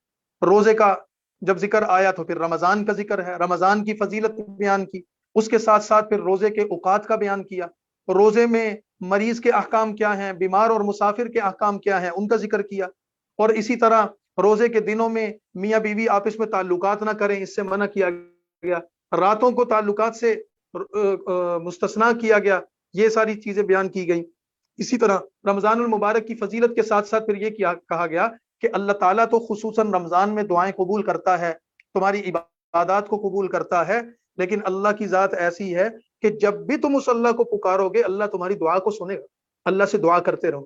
یہ ساری چیزیں جو ہیں اس آنے والے رکوع میں بیان کی جا رہی. یا ایھا الذین آمنوا کتب علیکم الصیام، ایمان والو اللہ نے تم پر روزے فرض کیے ہیں، اور یہ روزے صرف تم پر فرض نہیں، کما کتب علی الذین من قبلکم، تم سے پہلے بھی لوگوں پر فرض کیے گئے تھے. اور ان روزوں کے فرض کرنے کا مقصد یہ ہے تاکہ تم میں پرہیزگاری اور تقوی پیدا ہو. روزے کتنے ہیں؟ ایام معدودات، گنتی کے چند روز ہیں، جیسے کہ ایک مہینہ رمضان کا. فمن کان منکم مریضا، اگر تم میں سے کوئی بیمار ہو یا سفر پر ہو تو پھر اس کو یہ چاہیے فعدۃ من ایام اخر، کسی بیماری اور کسی عذر کی وجہ سے اگر روزہ نہیں رکھ سکتا تو پھر وہ مؤخر کر دے، بعد میں رکھ لے. وعلی الذین یطیقونہ فدیۃ طعام مسکین، اور ان پر جو روزہ رکھنے کی بالکل ہی طاقت نہیں رکھتے، کوئی ایسا شخص ہے کہ جو اتنا بیمار، لاغر، کمزور اور عاجز ہے، تو پھر اس پر اللہ تعالیٰ نے ایک فدیہ رکھا ہے، ایک مسکین کو 2 وقت کا کھانا دے دے، اس کا فدیہ ہو جائے گا. فمن تطوع خیرا، اور جو کوئی خوشی سے نیکی کرے گا تو وہ اس کے لیے بہتر ہے، اور روزہ رکھنا تمہارے لیے بہتر ہے اگر تم جانتے. شہر رمضان الذی انزل فیہ القرآن، رمضان کا مہینہ ایسا ہے جس میں قرآن اللہ نے اتارا جو لوگوں کے لیے ہدایت ہے، اور یہ قرآن ہدایت کی روشن دلیلیں اور حق اور باطل میں فرق کرنے والا ہے. فمن شہد منکم الشہر فلیصمہ، تم میں سے کوئی مسلمان بھی جب رمضان کا مہینہ پالے تو اس کو چاہیے کہ وہ روزے رکھے.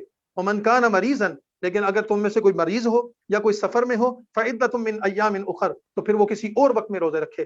مختصر یہ ہے، رمضان میں ہر حال میں روزہ رکھنا چاہیے. رمضان کے روزوں کو بلا وجہ بلا عذر نہیں چھوڑنا چاہیے. رسول اللہ صلی اللہ علیہ وسلم کا ایک ارشاد ہے، اگر کوئی رمضان کا ایک روزہ چھوڑ دے، ساری زندگی بھی روزے رکھتا رہے تو رمضان کے روزوں کا ثواب برابر نہیں ہو سکتا.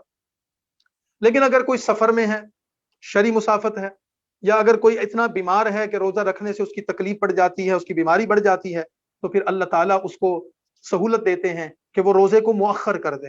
مؤخر کرنے کا مطلب یہ کہ مثلا اگر گرمی کا روزہ ہے، تکلیف ہے، شدت ہے اور دن بڑا ہے، تو وہ ایسے موسم کا انتظار کرے، ایسے دنوں کا انتظار کرے کہ جب وہ آسانی سے رکھ سکتا ہو، اس وقت روزے رکھ لے. ابھی نوٹ کر لے میرے اتنے روزے رہ گئے.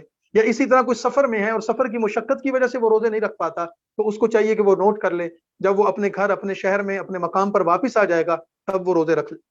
یرید اللہ بکم الیسر، اللہ تم پر آسانی چاہتا ہے، تم پر تنگی نہیں چاہتا. وَلِتُكْمِلُوا الْعِدَّةَ، اور اللہ تعالیٰ چاہتے ہیں کہ تم گنتی کو پورا کرو. سال کے بعد 1 مہینے کے روزے ضرور رکھو، اور جب تم روزے رکھ لو گے تو پھر عید کا دن آئے گا، وَلِتُكَبِّرُوا اللَّهَ، تو تم اللہ کی تکبیرات بیان کرو.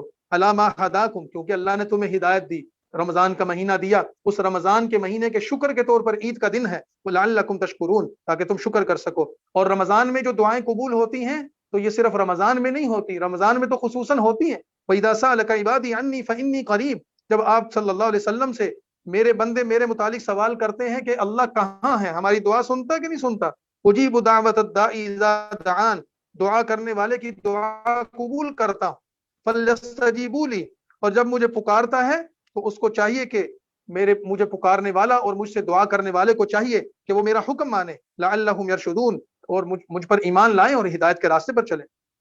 وَحِلَّ لَكُمْ لَيْلَةَ الصِّيَامِ الرَّفَثُ إِلَىٰ نِسَائِكُمْ، تمہارے لیے روزوں کی راتوں میں اپنی عورتوں سے مباشرت کرنا حلال کر دیا گیا. پچھلی امتوں میں یہ طریقہ تھا کہ دن کے روزہ رکھتے تھے اور رات کو بھی عورتوں سے تعلقات، میاں بیوی آپس میں تعلقات نہیں رکھ سکتے تھے، میاں بیوی اپنا ازدواجی تعلق قائم نہیں کر سکتے تھے.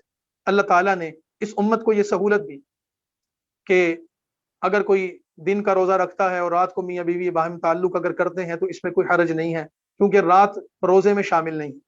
اور جب تک یہ حکم نہیں آیا تھا تو کچھ لوگوں سے یہ کمی ہو گئی کہ رات میں انہوں نے کچھ اعمال ایسے کر لیے اور ان پر ان کو ندامت تھی. تو یہاں یہ بھی فرما دیا کہ اللہ نے جن سے غلطی ہو گئی ان کو معافی کر دیا ہے. فرمایا کہ تمہارے لیے روزے کی راتوں میں اپنی خواتین سے، اپنی بیویوں سے مباشرت کرنا حلال کیا گیا ہے. ہن لباس لکم وانتم لباس لہن، وہ تمہارے لیے ایک پردہ ہیں اور تم ان کے لیے ایک پردہ ہو. یعنی میاں بیوی کا باہمی تعلق ایک وجود کا ہے. جیسے لباس انسانی جسم کا حصہ بن جاتا ہے، اسی طرح میاں بیوی ایک دوسرے کے ساتھ جڑے ہوئے ہیں. علم اللہ انکم کنتم تختانون انفسکم، اللہ تعالیٰ کو معلوم ہے کہ تم اپنے نفسوں سے خیانت کرتے تھے، یعنی کہ تم سے بے عمالیاں ہو گئیں، لیکن اللہ نے تمہاری توبہ قبول کر لی اور تمہیں معاف کر دیا. فالآن باشروہن وابتغوا ما کتب اللہ، اب ان سے مباشرت کیا کرو اور وہ چیز طلب کرو جو اللہ نے تمہارے لیے لکھ دی. وہ چیز طلب کرو جو اللہ نے لکھ دی، یعنی اللہ سے رزق طلب کرو، اولاد طلب کرو، اور اللہ سے فطرت کے تقاضوں کے مطابق چلنے کی توفیق مانگو. غیر فطرتی راستے اختیار نہ کرو، حرام کاری نہ کرو.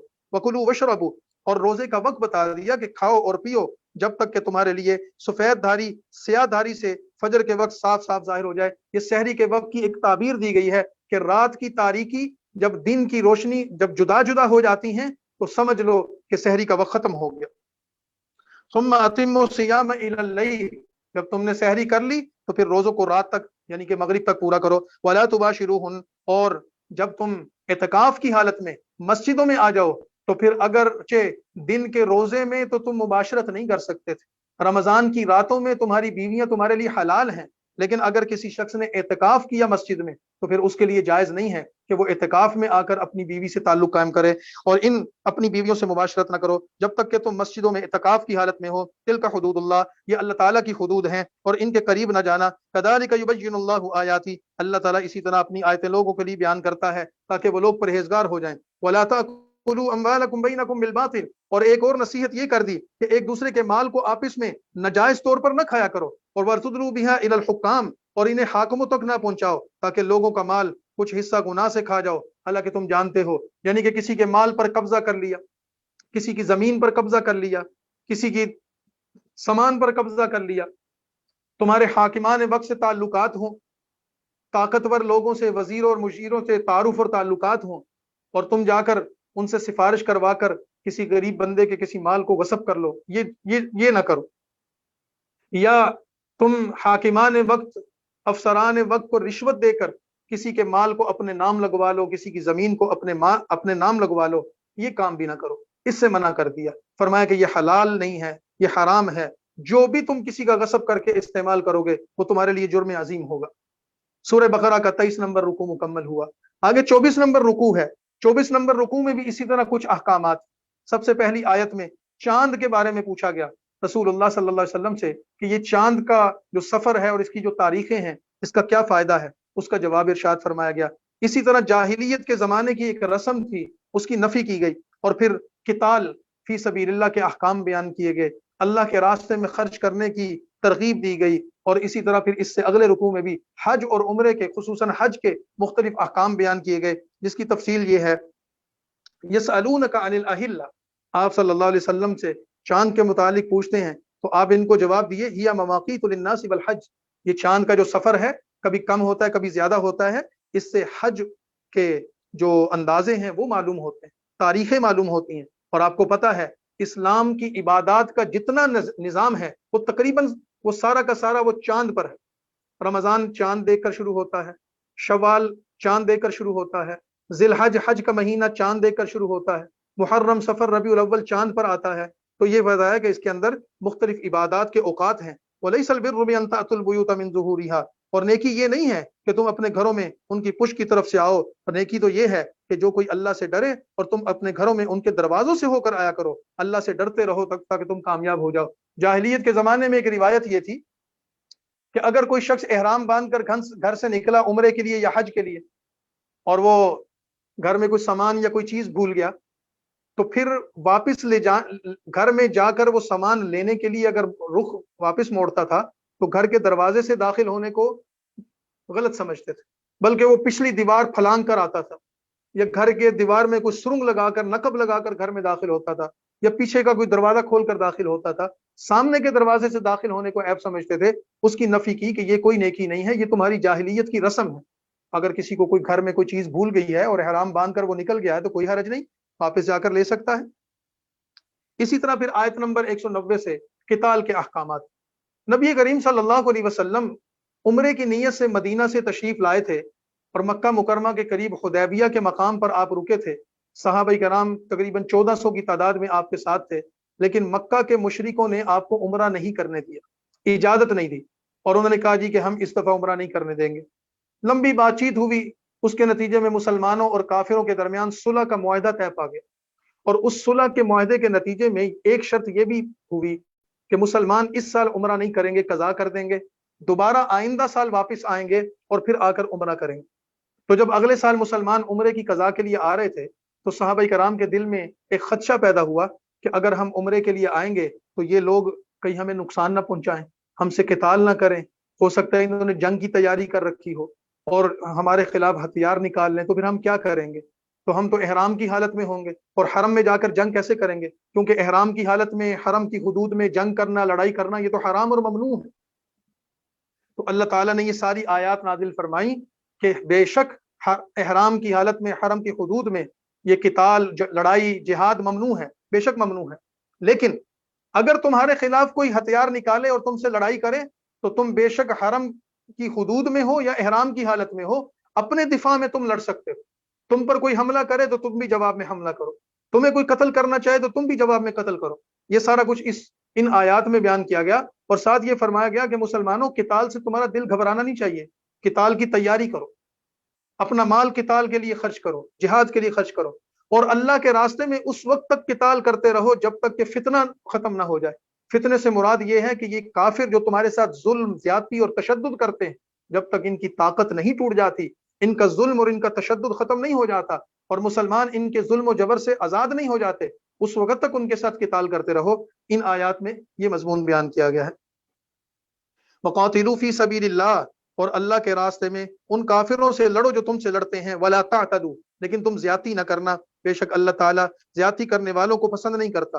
وقتلوہم حیث ثقفتموہم، اور انہیں قتل کرو جہاں تم ان کو پاؤ، ان کو نکال دو جہاں سے انہوں نے تمہیں نکالا تھا۔ والفتنۃ اشد من القتل، اور یہ فتنہ باز لوگ ہیں، اور غلبہ شرک اور یہ فتنہ یہ قتل سے زیادہ سخت ہے۔ ولا تقاتلوہم عند المسجد الحرام، اور مسلمانوں مسجد حرام کے حدود یا اس کے پاس جا کر ان کافروں سے نہ لڑنا، حتی یقاتلوکم، جب تک کہ وہ تم سے یہاں نہ لڑیں۔ اگر وہ قتال کا آغاز کریں تو پھر تم بھی لڑ لینا۔ فَإِن قَاتَلُوكُمْ فَاقْتُلُوهُمْ، اگر وہ تم سے لڑیں تو تم بھی جواب میں ان کو قتل کرنا، یعنی حدود حرم میں آغاز تمہاری طرف سے نہیں ہونا چاہیے۔ كَذَلِكَ جَزَاءُ الْكَافِرِينَ، کافروں کی یہی سزا ہے۔ فَإِنِ انْتَهُوا فَإِنَّ اللَّهَ غَفُورٌ رَحِيمٌ، پھر اگر وہ باز آ جائیں اور وہ قتال سے اپنے آپ کو روک لیں، اللہ بھی ان کو بخش دے گا، رحم کرنے والا ہے۔ وَقَاتِلُوهُمْ حَتَّى لَا تَكُونَ فِتْنَةٌ، اور مسلمانوں اللہ تمہیں تاکید کرتے ہیں ان سے اس وقت تک قتال کرتے رہو یہاں تک کہ فساد اور فتنہ، ظلم و تشدد ختم ہو جائے اور اللہ کا دین قائم ہو جائے۔ فَإِنِ انْتَهُوا فَلَا عُدْوَانَ إِلَّا عَلَى الظَّالِمِينَ، اور اگر وہ باز آ جائیں تو ظالموں کے سوا کسی پر کوئی سختی جائز نہیں ہے، یعنی جو ظلم کرنے والا ہے اس کے ساتھ تو قتال کرو، اور جو قتال چھوڑ دے، ظلم و تشدد چھوڑ دے، تو محض کسی کا کافر ہونا اور اس سے قتال کرنا یہ ضروری نہیں۔ یہ بات سمجھ لینی چاہیے کہ قتال اور جہاد کا حکم اس وجہ سے نہیں ہے کہ کافروں کو ختم کر دو، اس وجہ سے نہیں ہے۔ ان آیات کا لوگ غلط مطلب لیتے ہیں۔ قرآن کریم میں ہے جہاں کسی کافر کو پاؤ اس کو قتل کر دو، جہاں کسی مشرک کو دیکھو اس کو قتل کر دو، اس کا غلط مفہوم اور معنی بیان کیا گیا، یہ نہیں ہے۔ اگر ایسا ہوتا تو پھر رسول اللہ صلی اللہ علیہ وسلم کے زمانے میں کوئی ایک کافر بھی زندہ باقی نہ رہتا، مکہ میں کوئی ایک کافر بھی زندہ باقی نہ رہتا۔ اس کی مراد یہ نہیں ہے، اس کی مراد اور اس کا مفہوم یہ ہے کہ دنیا میں جتنے کافر ہیں جو تم پر ظلم، تشدد اور جبر کرتے ہیں، تم بھی جواب میں پھر ان کے ساتھ سختی کے ساتھ پیش آؤ۔ اور اگر کوئی کافر ہونے کی حالت میں تمہارے ساتھ صلح کر لیتا ہے، معاہدہ کر لیتا ہے، اور وہ تمہارے ساتھ لڑائی سے باز آ جاتا ہے، تو تم بھی اس سے صلح کرو۔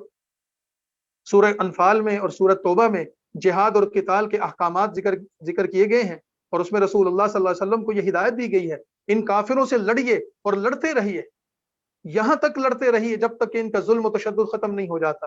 لیکن دوسری طرف یہ ہے وَإِن جَنَحُوا لِلسَّلْمِ فَاجْنَحْ لَهَا وَتَوَكَّلْ عَلَى اللَّهِ، اگر ان میں سے کوئی آپ سے صلح کرتا ہے تو آپ بھی تلوار نیام میں ڈال کر صلح کا ہاتھ آگے بڑھائیں، ان سے صلح کر لیں، اللہ پر بھروسہ رکھیں، اللہ کافروں سے آپ کو کبھی ذلیل نہیں کروائے گا، یا کافروں کو آپ پر کبھی غالب نہیں کرے گا۔